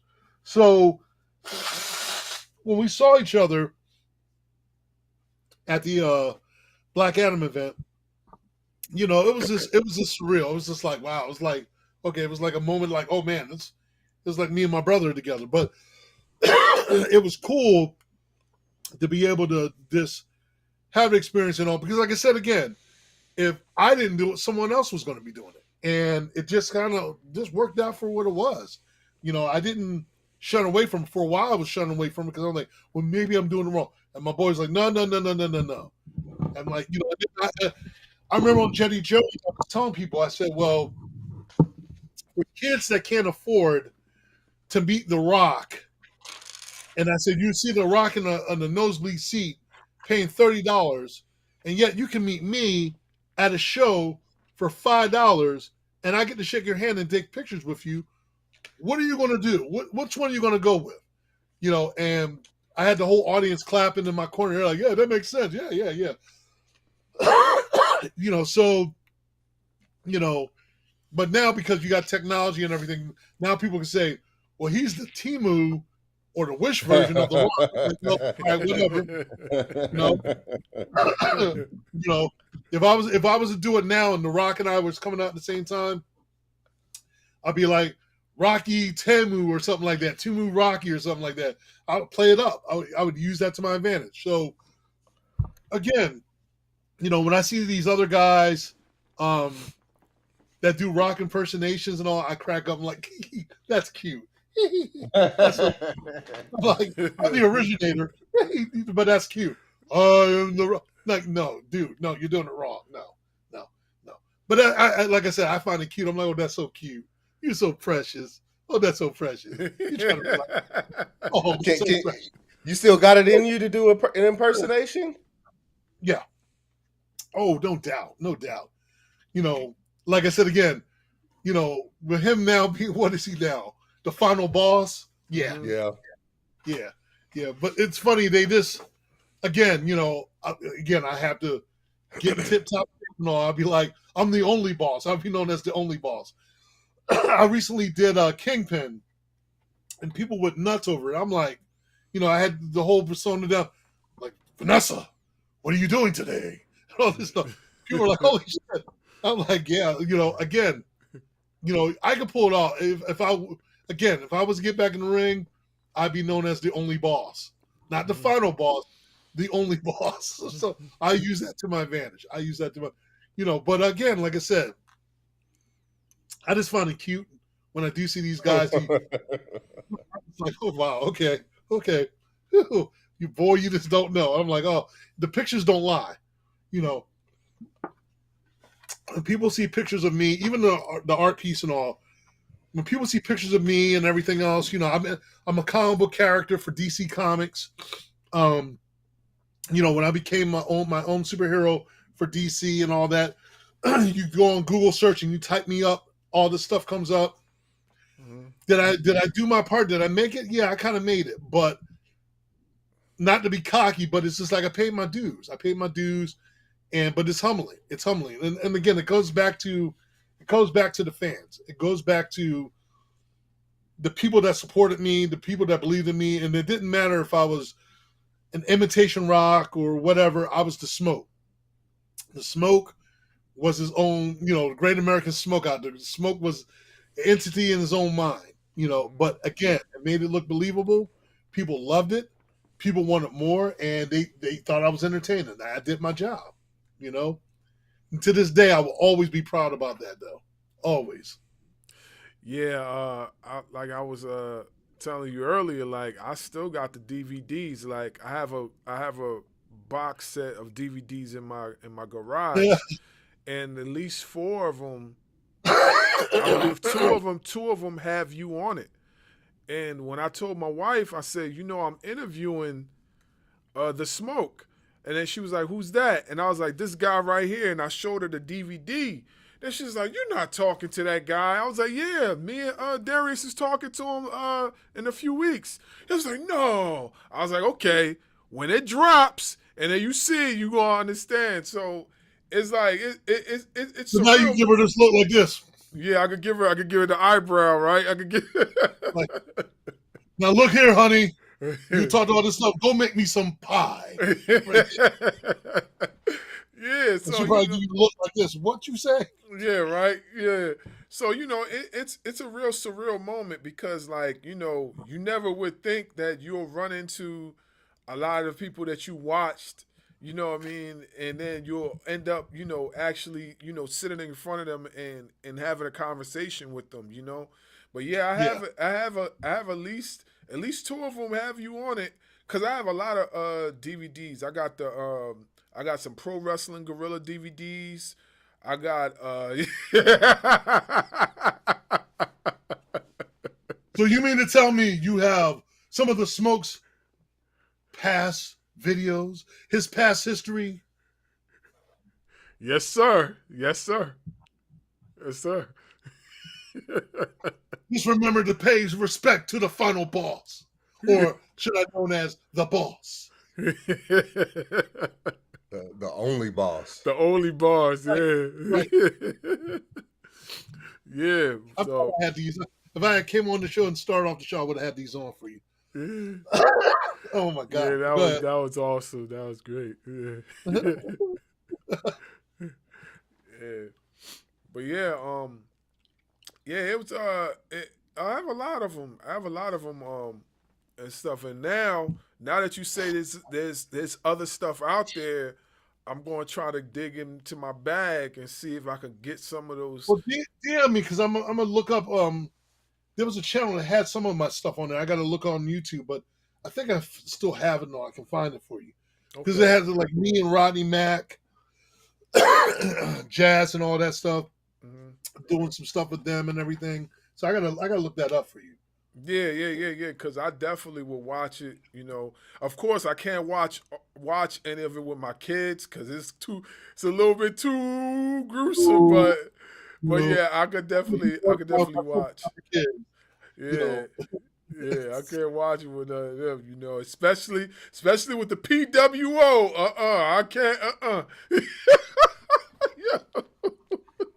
I took on Ice Cold Bully Austin. Oh my God, man, that was a crazy match. That was because I didn't even see that coming. I'm like, holy mess. I'm like, well, all right, well, it is what it is. Yeah. So we had earlier in the show, we was talking about heel work and stuff like that. And then my boy up here mentioned that we had planned on doing a show about our top heels. So since you played a damn good heel yourself, who would you say your top, I won't say 10, I would just say top 5 heels are? Ooh, that's a good question. All right, so number one you already know who my number one is. Yourself. Without question, New Jackson. Go, Jack, the GOAT. Yeah. New Jackson go. Number 2. It would have to be. Let me go in my memory bank. So we're talking about it doesn't matter if it's a group, singles, or anybody. We're talking about the best heels, right? What do you think, Barz? We're going. Number 2 would be The Rock. It would be Dwayne because remember for a while he was healing. When he was with the Nation, he was healing, and he was doing a lot of stuff that people were like, so Dwayne would definitely be number 2. Number 3, let me see. I would say number 3. Ooh, you got me thinking. Well, I would have to say, okay, again, but he was, again, you're talking about guys that teeter-totter back and forth. Austin is another one because Austin was a heel for a while. Okay. Let's see. Let's see. Who else? Let's see. Uh, I'm going back in my memory because this is something right off the bat. Let's see. Who else I got in my mind? Kevin Nash. Kevin Nash is the heel because he beat the hell out of Rey Mysterio. I will never forget. He, oh my God, he trashed him.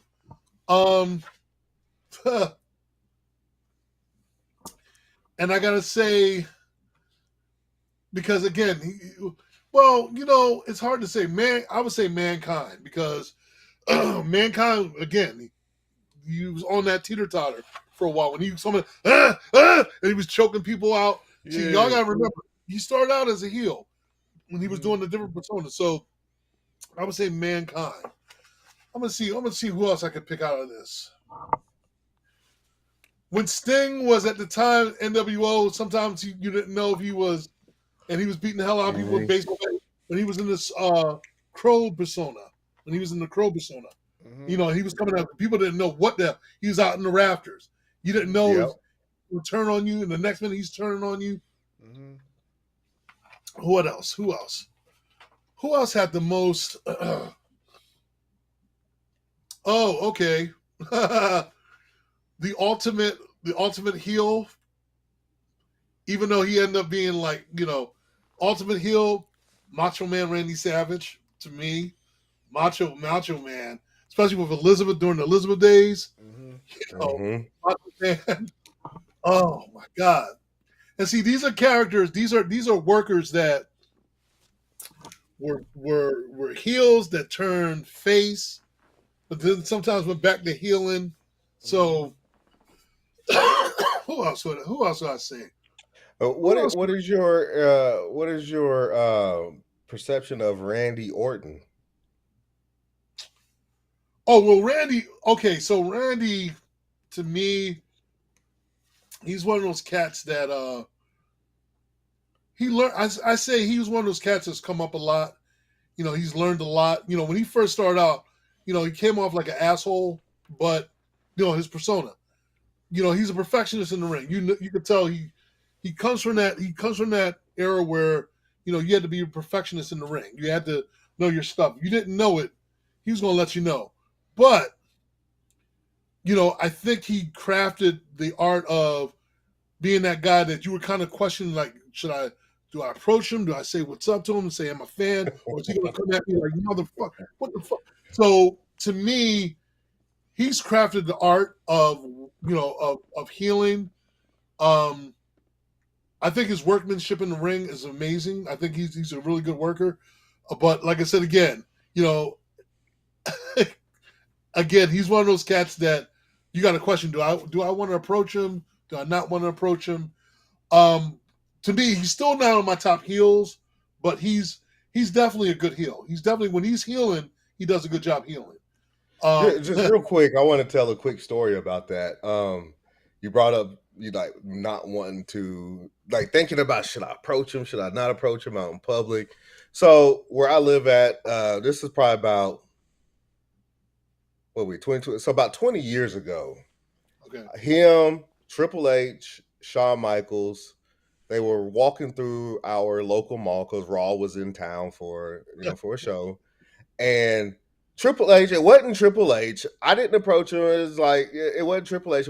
It was Randy Orton, because I seen some of the stuff that he's done on TV. I'm like, what if I approach him and he just gives me an RKO out of nowhere, or or punts me in the head, he kicks me in the stomach and punts me in the head, or it's just it wasn't Triple H, it wasn't Shawn, it was Randy Orton. I was like, you know what? I'm gonna just leave them alone. But I'm pretty sure, I'm like, when I met Triple H was real cool. Like I said, Kevin was really cool cat. Kevin was a really cool cat. Talking with him, we bumped into each other on a couple different occasions. When the first time I met him, he was like, you need to think about coming down south. Triple H was really cool. Nash was real cool. But again, I wasn't one of those kind of people that, but I, it came about hey, much respect and all. So yeah, Austin was another one I was kind of hesitant about. because I'm like, at that time, that's when he was in his. That's when he was in that world. So when I met him real briefly. I'm like, okay, yeah, he's one of those cats. But then again, I remember in ECW days. Remember when he had the long blonde hair. So I was like, okay, but he did his thing and all that stuff. So most of the people I met in the business, were pretty nice guys and all. Because I'm like, hey, we because I was a worker, we understood. But like I said again, yeah, I would also say Bob Backlund, because people forgot Bob Backlund went heel for a while. Mhm. So when he was going heel, but again, meeting him outside the ring, he was a real cool cat.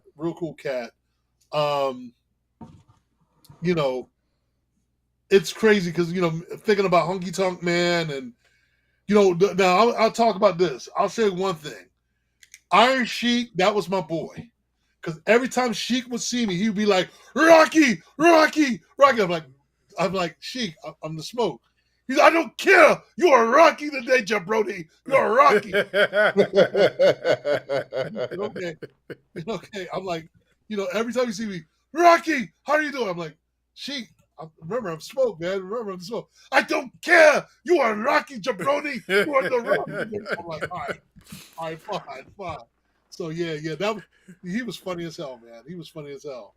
Yeah, Iron Sheik was hilarious when he was on the Howard Stern show. Oh my god. Oh man, and they mentioned Hulk Hogan. Oh my goodness, man. They did something on Howard where they had this phony recording. They were like playing around. They had like Hulk Hogan was talking to him, and he was like, I can't stand you. Kiss my ass, Hogan. You can kiss. And he was going off, man. Oh my god. Yeah. He was going off. Yeah, he was snapping. Somebody actually posted that on Instagram, and I seen it and I shared it, and I could not stop laughing. I watched it like 3 or 4 times. It was hilarious. Yeah, she was funny. Yeah.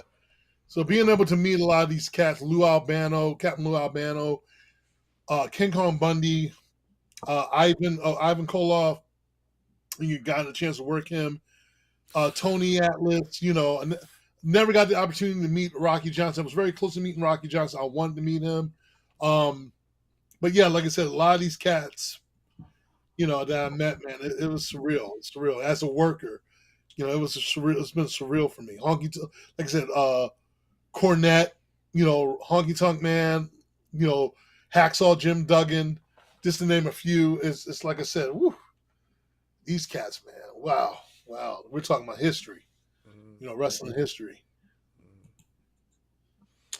Before I let you go, I wanted to talk about something that we've talked about in the past with prior wrestlers, and the last one being with Ahmed Johnson. And then we just had I don't know if you saw the interview, but we saw the interview with Devon Dudley was with Bubba Ray and on Maven's podcast, and he was talking about the racism that he dealt with. Do you have any experiences with dealing with racism within professional wrestling, and how did you deal with it? Well, to be honest with you, I didn't really at the time when I was doing, for example, I was doing Dangerous Women of Wrestling, WCW Dangerous Women of Wrestling. When I was on that show, I really didn't experience it. And again, I'm the only black guy on the show. And at that time, it was like I was treated fairly. I was treated across the board like everyone else. It was like, I was treated fairly. Working at NWA, Shockwave, even when I was with New Jack with the ECW thing, I didn't experience it. When I look back on my career, it was a matter, and I guess it was just at the time, it was just like, it was a measure of how you carried yourself and, how you presented yourself and everything else. And, some of the advice Jack gave me what to avoid, not, just making sure that you didn't have to compromise your character and all this stuff. Because, I mean, if they were asking me to do something that was not cool with me, I wouldn't do it. Like whether it's on my race or whatever, I wouldn't do it. And they never pushed it. I think there was one incident I had, even though it was in the ring, it was dealing with someone outside the ring that didn't know how the business worked. And I don't know if he wanted to make a name for himself, a security guy, and I had to, like a young guy. And, they're telling him, like the promoter's like, get him out the ring. We're doing a show and I'm doing my persona thing and telling him, get him out the ring. The guy grabs me, and the one thing you don't do, the security guy, he grabs me, and the one thing you don't do, wrestlers don't allow other people to grab them. They tell them. And the way he was grabbing me in a hold where I was like, yo, it was questionable. Gave him a warning. I said, do not, don't make that mistake. Don't grab me like that. Be mindful of how you grab me. Wrestlers don't like that shit.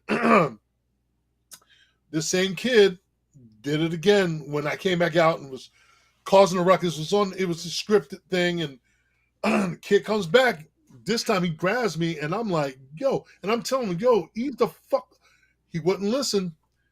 I almost picked his ass. Like, we went in the back, picked him up by the neck, and was about to slam him through the freaking kitchen, because there was a kitchen in there. And it took, like my partner and a couple of people were like, yo, all I saw was red. And all I wanted to do was fuck this dude up. And it took the main promoter to look at me in my face and was like, and I don't know, he caught me on a bad day, Marine, whatever, flash moment, whatever. And I kept telling him, and he had to look at me in my face and was like, yo, calm the down. And I'm like, what the fuck just happened? And the guy had marks on his neck. And, again, I was like, yo, you don't put your hands on, so that's the most I've experienced. I didn't really experience it because, again, I wasn't, a lot of us weren't taking that stuff. We've had moments outside of the ring, outside of the business, where we had to deal with some good old boys and all that stuff. And, we all backed each other up. There was, we were coming back from training and all that, but we didn't, in the business itself, like, again, I didn't experience it. And if it was, they didn't bring it to my doorstep because they knew I wasn't that guy to play that mess. So, again, I was fortunate enough, to not experience that.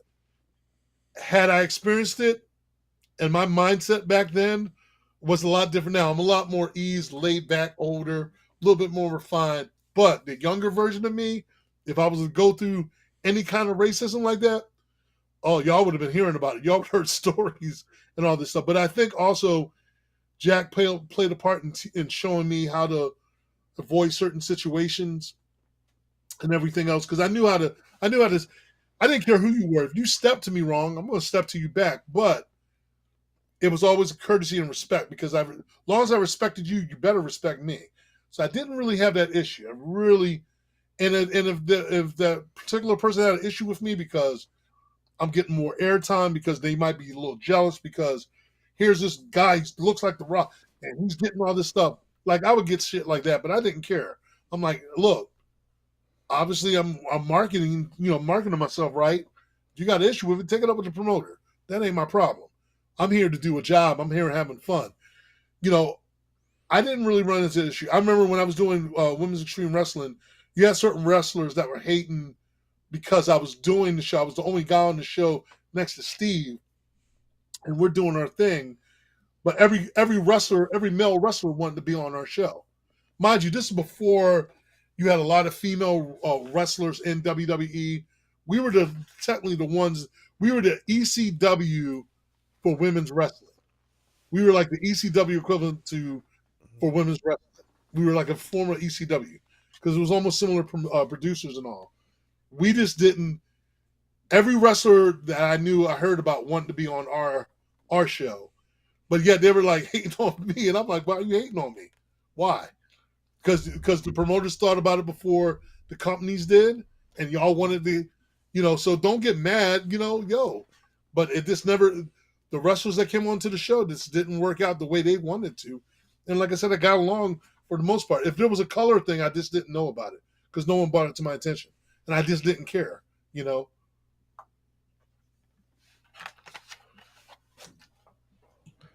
That makes sense. That makes sense. I understand that, not everybody's experience is the same. Like your experience isn't Devon's experience, and Devon's experience isn't Ahmed Johnson's experience, so on and so forth. So I completely get that. Yeah, I mean, like I said, that's not saying that it doesn't happen, because I've heard, like, Jack has told me stories. Like, Jack's told me tons of stories that's happened with him. And I know for a fact a lot of these guys have gone through their especially in WWE, when you're dealing with the bigger rank. And then, like I said again, I just made a point just to do my job. If you were going to start some shit and I didn't care for it, like, again, we can have words, but again, I just try to get along with everyone, as long as you weren't bringing no bullshit to my doorstep. And then, like I said again, I just I came into the locker room, did my job. If somebody was, if let's say it like this, if I took a stand with Jack on something that happened to him years ago, and I remember him like saying, well, I appreciate you looking out, but you got to make sure, keep yourself in check, blah blah blah. And again, I just one of those kind of people that if you guys were in the business with me, we're in the locker room, someone was disrespecting either one of y'all, I'd step to him. It would be no issue with me. And I didn't care the repercussions, because then it's a job. At the end of the day, it's a job. If I wouldn't let someone do that on a 9 to 5, what makes you think I'm going to let someone do that in the locker room? As simple as that. As simple as that. So, and I've been through, as someone who's experienced racism, and especially when I served in the Marines firsthand, I know, it's a major difference. So all they would have done was make me flashback, and I had to fuck somebody up in the locker room. So, like I said again, that's something that that's not something that people want to put poke the bear on. I'll say it like that. Absolutely. Go ahead, Barz. Yeah, I think it's very important, to expose those type of things like that's going on within the especially within the wrestling world, because you see it now a lot more than what you like. You heard about it back in the day, but because there was no internet and because there was no certain things, like you just heard the stories, you understand? Right. And it kind of for me, and I know my partner can account for this too. For us, it just kind of like damn, like, you know what I'm saying? You would think we would be past that by now, but even in the pro wrestling world, it still happens till this day. To this day, it's even more prevalent now. Like, you can actually see it like play out on TV, and so I think just having the wrestlers speak out like Devon did, I think it was very important. And I feel like with that being said, like, I feel like there's going to be more that's going to speak out now. It's going to have the courage to speak out, because a lot of times too, they won't speak out because of their position.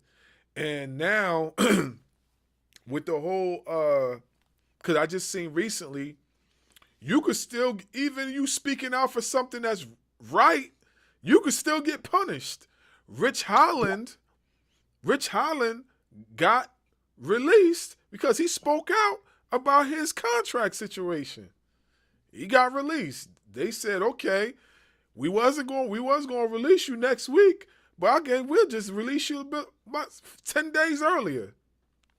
Well, you also, the climate right now that we're living in, people are stupid enough to get bold, and they think they can test the waters by saying certain things that they normally wouldn't say out of pocket, but they think they're safe. And I've learned, I've let people know, don't let certain people get you jacked up.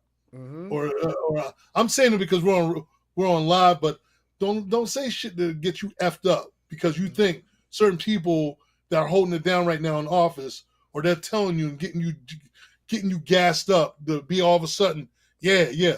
Because guess what? We ain't going backwards.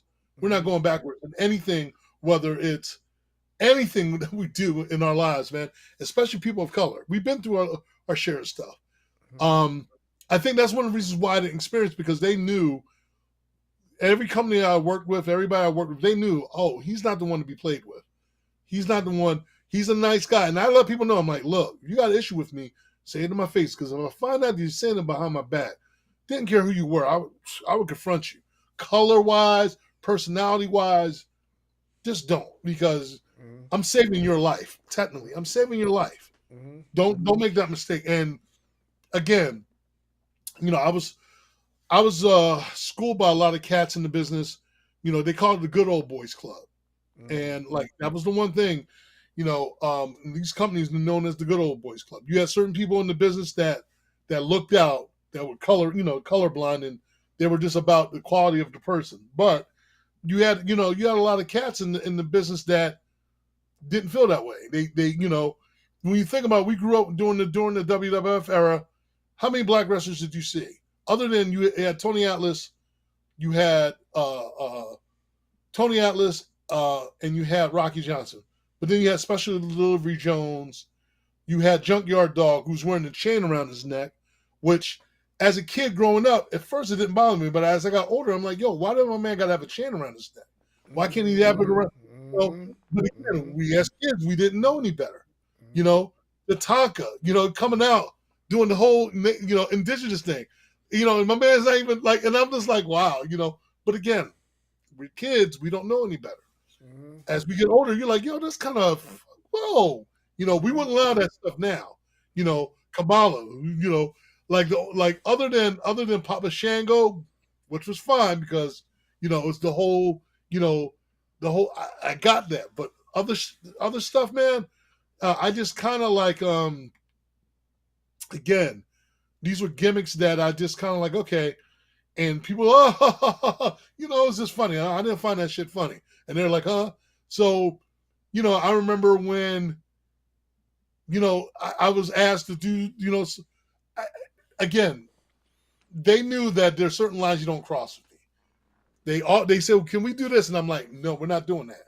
Okay, no problem, Smoke. Oh, no problem. I was like, okay, yeah. As long as you understand that, I will say this. At the time, my ex-partner, my partner, she didn't feel that she was getting the push that she deserved. But at the same time, it was like, she had always an attitude. But at that time, I could understand, because she was great. She was a great wrestler. Like, she would do the work. One of her famous moves, she picked up Alexis Lurie, Mickey James, picked her up by her freaking ponytail, flung her around and stuff like that. They had that as one of the highlights. But she wasn't getting the recognition. And it got to a point where she wasn't being used right, and she wanted to get up and leave. And I told her, I said, hey, I understand. You got to do what you got to do. And they kept giving me a push. They wasn't pushing her as much as she should have been pushed. But at the same time, it was like, okay, are you have to come in with the right attitude too. If you're coming in there like, and you're the only black woman there, and you coming in like, that's not going to work it. But if you're coming in there like a businesswoman and you're handling your business like, look, I want to be able to have the opportunity, but coming in there with that kind of attitude, you're not going to get as far. If I had that same attitude, I wouldn't be doing what I'm doing. But I just know, when, when I knew that shit wasn't right, because they tread lightly with her. The promoter, to their credit, tried to work with her, but, she was doing, again, I what can I do? Other than say, hey, and I would tell her like, yo, what you need to do is, you got to, and they gave her a push, and then she didn't jump at the push like she could have. And I just kind of like, okay. And I just kind of like, well, you got to do what you got to do. I've learned that as long as you're not compromising who you are as a person, your character, then fine, but if you start having to be ass or something, they want you to compromise you as a person of color, then that's when I draw the line. And they knew not to draw that line with me. I never had that issue because of the fact that they knew I wasn't going to stand for that shit. And that was just fact. That was just fact. And I learned that, like I said, in that part I did learn from Jack, don't you play the game to a certain point, but you're not gonna let them demean you or make you less than a person or less than a man, or woman in that case. Because a lot of the shit that's going on now, we're not taking that kind of stuff. And I'd rather walk away from a company. Money's not everything to me. And again, I'm not. I know I need that to survive, but again, it's not to a point where you see it every day. People sacrificing their character for money. I can't see myself doing that. Yeah. And maybe the Marine in me, I just can't. Some people sell their soul. Like, yes, boss. Yeah, I dance for you. Woo! I'm making that money. No. Look at some of these fools out here in the political spectrum, knowing that they don't know a thing about politics, but they thinking that they're currying and making certain people, oh, look at me, Mr. Man. Woo! I'm disagreeing again, but that's all right. You're showing me who you really are. I love it when these people act a fool and showing their true colors. I'm like, okay, I don't have to worry about you because I know what time it is with you. Yeah. So, and like I said again, in this day and age, I'm glad certain things are going the way they are because people are showing us their true colors. We know what time it is. Because when the smoke clears, excuse the pun, but when the smoke clears and stuff gets back to somewhat normal, those people are going to try to backpedal. We'll see him. Oh, no. You felt good about wearing that hat. You felt good about saying what you wanted to say. You can't backtrack on that shit. Get the F out of my face.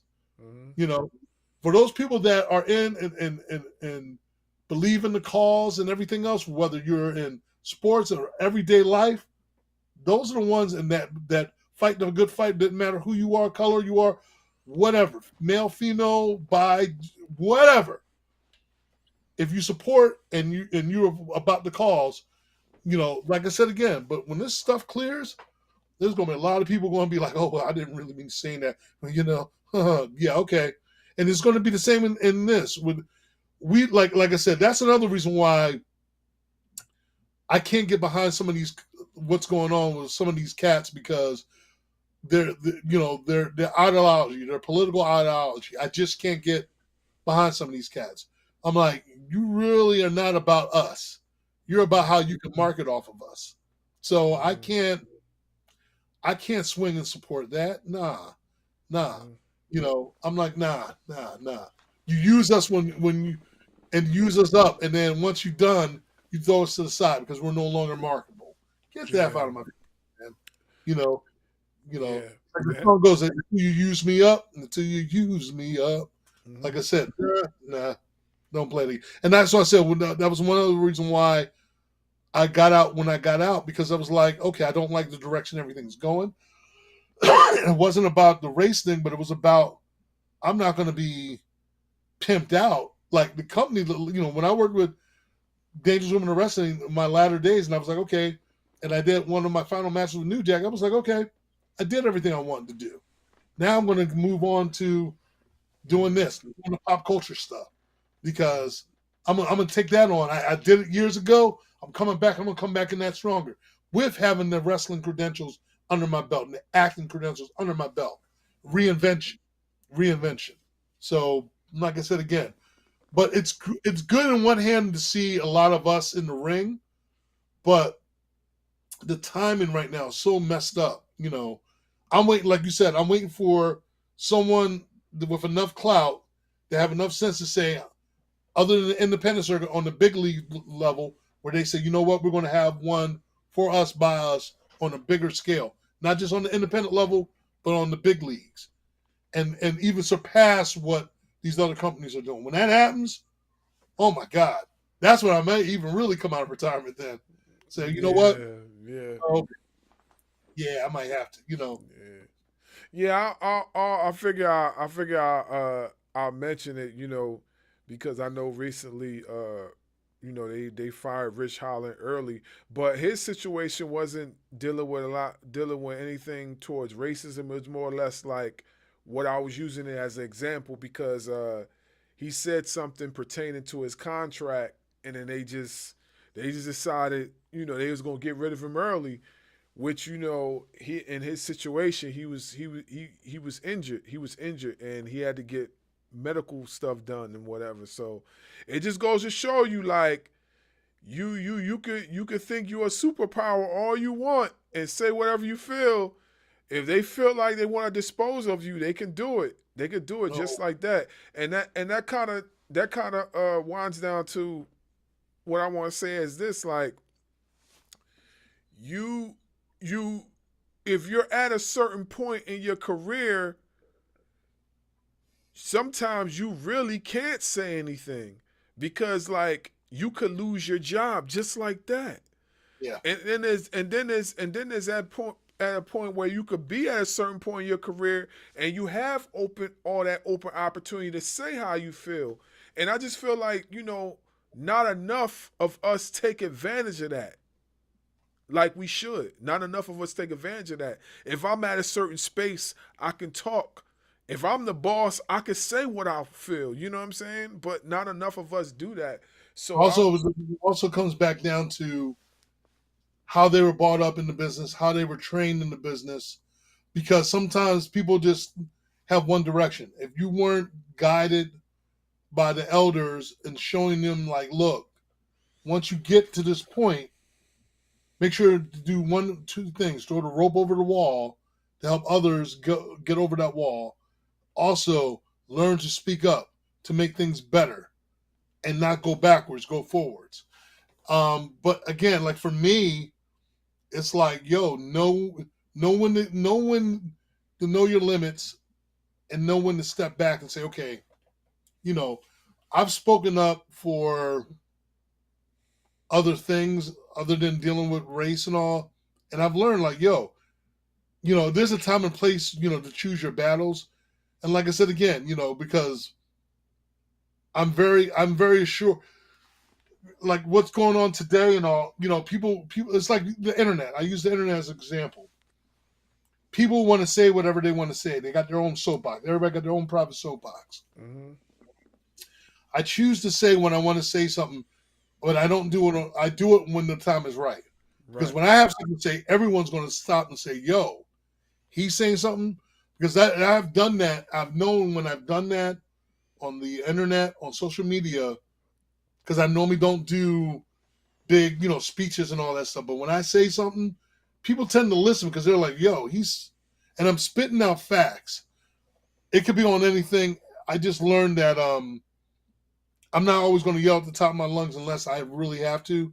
And when I do, people are going to take it. And I can do it very calmly, and people will be like, wow, he's the loudest person in the room. But he's very, but he's doing it in a way where people are like, whoa, he's got something to say. Mm-hmm. So, yeah, I've learned that. Mm-hmm. And it's a shame because, like you said, man, with this business, you're on top, and you just got to know how to. Got to know how to manage it right. Yeah. And have an exit strategy.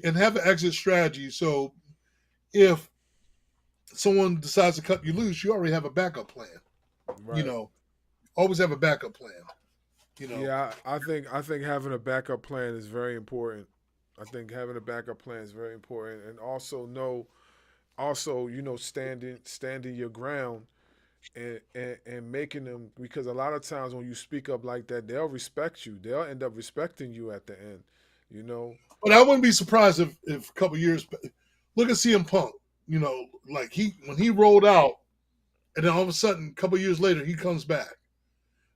I've seen, especially with WWE, that's like a revolving door. It's, people that you're like, man, they cut this person, and then 2 years later, they're coming back, for whatever reason. And so this business is funny like that. So it wouldn't surprise me in the least.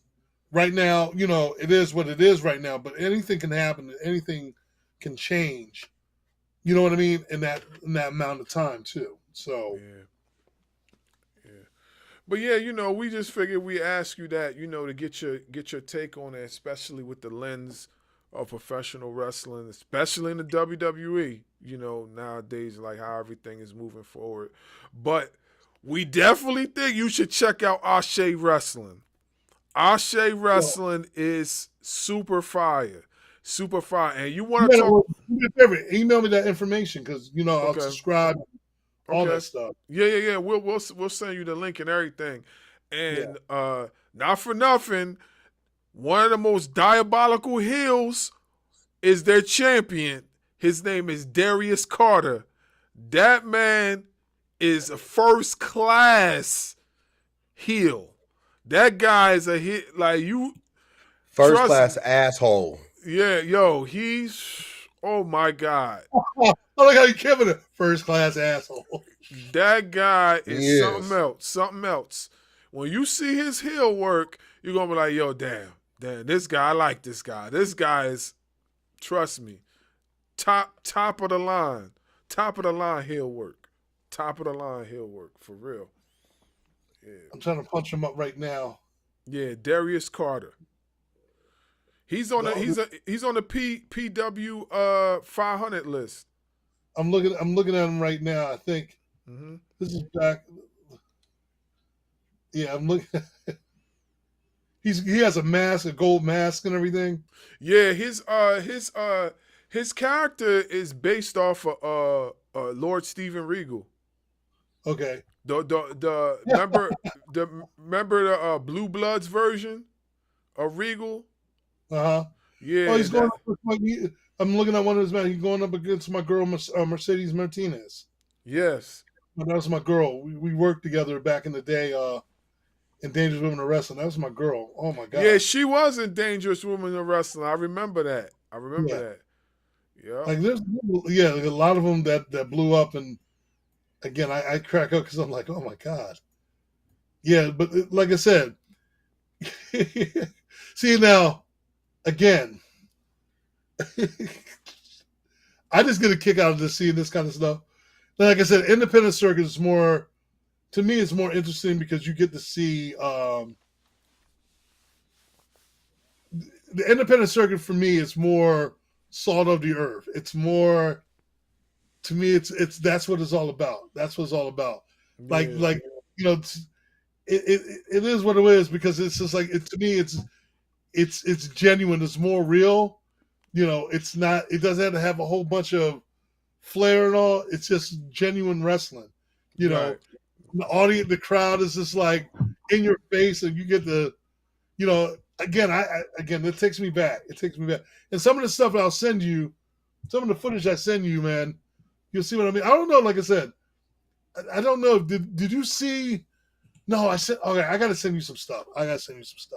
Yeah. So one of my highlight reels. Yeah, if you send some of the highlight reels, we could definitely plug it into some of the clips when we drop some of the clips of this interview.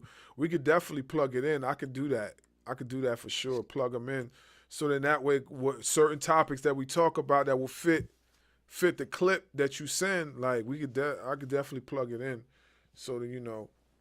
Yeah. Yeah, because I think you. Yeah, because I don't know if you ever got. Hold on, I'm trying to see if I can send you something right now. But I had guys, is like I said, I've just found something from one of my because I sent it because Nacho Man was looking for stuff, and I was like, yeah, I said, he was like, man, he said, I didn't see this stuff, and I'm like, oh yeah, I did this, I did that. He was like, oh crap, so yeah, I just sent you something. Real quick, one of my highlight things on your check your Instagram when you have a moment. I sent you a little highlight. Okay. Little highlight real quick. Okay. Oh my gosh! Right. But yeah, like I said, a lot of these I gotta check out this Regal guy. Gotta check him out. He looks funny, Darius. He looks funny. He just nah. But I you know his heel work is first class. But his wrestling is even better. His wrestling, like, he's really, really, really a great.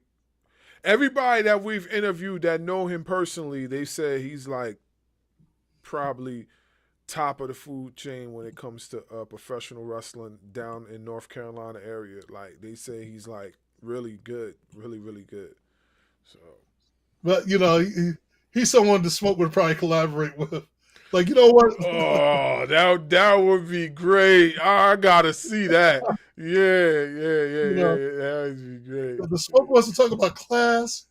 You got class, Oh my God, I can see it now. Oh. Yeah. And see, that was the one thing when it came to my promos, man, I would come on the top of my head, man. I just start shooting the shit. And I just kind of, and again, that's that Marine in me. Because I'm like, yo, look, the louder you are, the more people are like, what's this person? Whoa, oh, you know.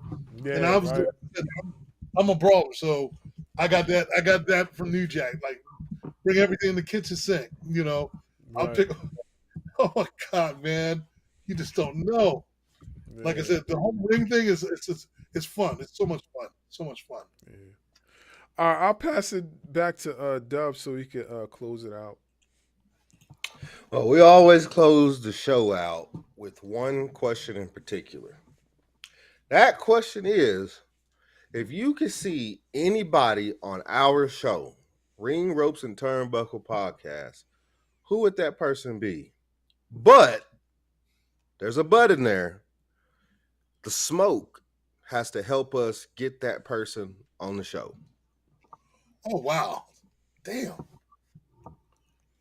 Ooh. See, now if he was still alive, I'd be pushing for Jack. I'd get Jack on the show in the heartbeat for you. That would be because Jack has some stories. Oh my God.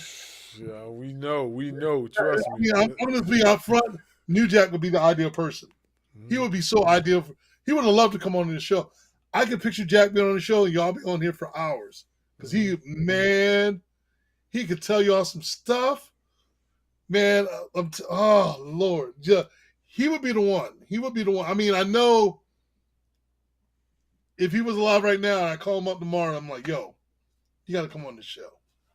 You're like, yo, man, let me know. Have him call me. Yo, man, I'm coming on your show. What's up? I'm telling you, Jack would have fun. He would have the time of his life on this show. Like I said, you know, and he no holds bar because he would be talking about everything. God. Oh my God, man. Yeah, rest in peace. Yeah, Rest in peace. I love Dub's reaction because I'm like, Dub be like this. Well, you know, I will make sure I lock the door to my studio for this interview just so my kids don't try to barge in and listen into what we talking about. Cause I know, trust me, man, New Jack was boy, that band was something else. I'm thinking about it now, and I'm like, well, yeah, because I'm like, as far as it would be New Jack. It would have to be New Jack because who I know I could get, but at the same time, who would be an ideal interview? Yeah, it would be definitely New Jack, without a question. Mm-hmm. You know, I'm not saying it just to say it. I'm saying because he'd be a great interview for y'all. Seriously. Mm-hmm. You know, I'm just thinking about it. I'm like, and watch later on, I'll be like, oh, damn, I could have said something. Mm-hmm. I'm like, it's not, you know. We've only, you know, I've been working tirelessly to get women on the show. I think we've only had one, maybe two. So I was thinking more along the lines of a woman because I've been trying so hard and I just can't get them to either respond to the email that I send or anything. I'm trying to think. Oh, that's a good question. Let's see. I haven't talked to Mac and Jazz in a while. I had to see if I can reach out to them or so. You know, that would be cool to get them on the show or Jazz on the show. You said Jazz is a big part of Ashe Wrestling, just so you're aware. Yeah, she's been on Ashe Wrestling. She's been on. Okay. Yeah, because I haven't spoken to them in a while, but yeah, they were my homies. Those two were my homies. Oh my God, those two. Man, oh man. But I have to send you. I got to send you some stuff I found. I got to send you some stuff, some footage. Mm-hmm. You get a good kick out of it and all that stuff. Mm-hmm. That's all I got. Yeah. Well, before we go, is there anything that you would like to plug in? Anything that you're going to be involved in? And, you know, give them your handle, your Twitter, Instagram, Facebook. For those fans that are trying to, okay, so bottom line, the Smoke 007, I'm on YouTube, Instagram, Facebook, TikTok. If you can't find me, type up Eric the Smoke Moran on Google. Everything under the sun will come up on me. Whether it's IMDb, whether it's YouTube, everything that you want to find, just Google search me, and it's the easiest thing. Also, one of the things I do, have a podcast video game show called Pass the Controller. We're on every. Yeah. So are I had one of your guys I was speaking to on Pass the Controller. I forgot his name. Huh? You talking about Civic Minded? Huh? Civic Minded or Mark Knuckles? I forgot which one was Like it. It's a video. He wore glasses. He wore glasses. Had like a little bit of beard. He had a little bit, but he's not black. Oh damn! Wait, hold on. Well, it can't be Civic. You must be talking about Nick. Nick, yeah, it was Nick. Yeah, it was. Yeah, it was Nick. It was Nick. We was playing Street Fighter. We was playing Street Fighter, and he didn't. And I didn't believe that he didn't play Street Fighter like that.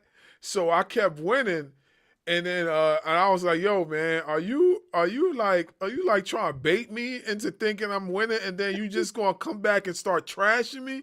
He was like, "No, man, I really can't play Street." I was like looking at him like this guy. Yeah, so I was like, but yeah, we was playing Street Fighter together. He's a cool dude. Yeah. Yeah, it's funny.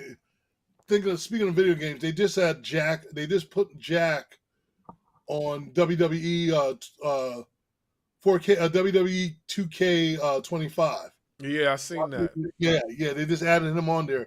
So I had him because there's a guy on TikTok. He creates every kind of wrestler, celebrities, and all on WWF 2K. So he had me on there. So detailed. He even had one of my old shirts. Me wearing one of my old T-shirts. Yeah. I'm like, oh my God, dude, how the hell you pull that off? Mm-hmm. Yeah, he's real good. He's real good. He's real good.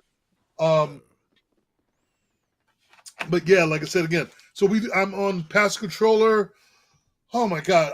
If you want to see me on screen, check out Surge of Power Where There's Smoke. It's right now playing at Comic-Cons, film festivals. Eventually it's going to be coming out on hopefully Blu-ray and DVD and streaming and all that stuff. What else? Man, there's so much stuff. Again, updates and everything. I just finished doing the red carpet event for Predator Badlands. It's the Predator with the director from Predator Badlands the other day. Check it out on my Instagram. There's a lot of stuff. I'm always doing something. There's a documentary being worked on right now. And I might have to talk to y'all about that as well. Something that we'll talk about later on. So there's a lot of stuff coming up in the next year. So don't want to jinx it, but just follow my Instagram, TikTok, Facebook for all updates and everything else that's coming up. All right. And not for nothing, before you say anything else, I want to thank everyone out there that's ever supported me from the beginning to current, whether it's in my cosplay, whether it's in my wrestling, acting, anything and everything that I've done. Thank you all so much out there. God bless you all. Thank you. Special shout out to my wife who supported me and put up with me, and all of my fellow cosplayers out there and acting and everything else. And one more thing, yes. Go to my YouTube channel. Check out the Smoke 007. I have a series right now called Planetary Step. It's a spinoff of the Orville. Got the blessings from the producers of the show. And it's a fan series, and we're like a continuation of the Orville while it's on hiatus. So check that out as well. Most definitely. I'm going to find you on YouTube so I can subscribe, because I know we follow you on the other platforms, but I got to find you on YouTube so I can subscribe and everything, especially so then that way we could do the collaboration link for all one YouTube. word. Yeah, you'll see me on there, the Smoke 007. As soon as you see it, you're going to see a little cartoon of me and all from the Orville. Okay. And the Family Guy look. So okay. You'll see me. All right. Yeah, there he is right there, the Smoke 007. Yeah, most definitely. We appreciate you taking time out your busy schedule to come on the show. I'm like I said, I'm a big fan. Like I've watched you from the early 2000s and stuff like that. So it was an honor and privilege to have you on our show. And I hope this ain't your last time on the No, show. I was gonna say, 'Cause- anytime y'all want to come back, yeah, I might bring somebody with me along, yeah, like special guests or something like that. Nobody surprise y'all. yeah. I'm going to probably surprise you. The fact that like I said again, thank you for reaching out because I just subscribed to your channel as well. When I was following your stuff on Instagram, I was like, okay, I love the fact you got Ahmed. Ahmed is another one that again I grew up watching and everything else. To see him on the show and all, man, that's major. That's major. So Yeah. again, to be able to do what y'all are doing, I appreciate that. Respecting what came before and what's going on now and stuff like that, man. Mad respect. We appreciate it. But I want you to guess something. Guess how old our show is. Show probably is no more than 2.5 years old. Been around a lot longer or less? Less, way less.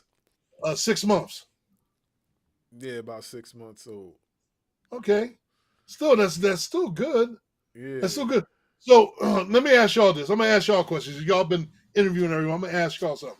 Yeah. Because I already know who's the straight one, who's the straight lace commentator, and who will be the one that like the Jerry King Lawler. Dub, I know you be Jerry. And You've been watching our stuff.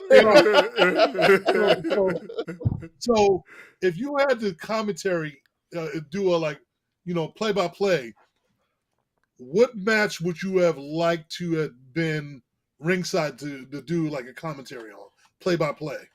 It's easy for me. Ooh. For me, Past, present, or dream. Like it could be any. Well, while he's thinking, I'll go ahead and give one right now, and it will be Shawn Michaels, Undertaker, WrestleMania 25. Good one. Okay. for me, it will probably be Razor Ramon when he went against 1-2-3 Kid. Wow. Deep cut. Yeah. AKA X-Pac. Yep. Yeah, because I feel like there would be a lot of stuff I could say on that. It would be hilarious, especially when they were roasting 1-2-3 Kid. I know Jerry was going in on 1-2-3 Kid, X-Pac. And then he was, and then boosting up Razor Ramon, which was one of my favorite wrestlers as a kid. Like, I would have so much to say. Hey, Chico. Yeah. Yeah, so, yeah. No, look at that. And look at that. And look at that. I got the toothpick too. Yeah. Oh my God. Yeah. That was good. Okay. That's good. Yeah. I will also add one more, and it's mainly for nostalgia reasons because it was the first match I remember watching, and it would be the Ultimate Warrior and Hulk Hogan at WrestleMania 6. Okay. Good one. If you add that one, I could probably add, another Well, we know you like 20 years older than me, so. Ah, dang. You know what's crazy, right? We're in this. You looking for the Shao Kahn laugh? Okay, I got you. See, he's looking for the Shao Kahn laugh. I got you.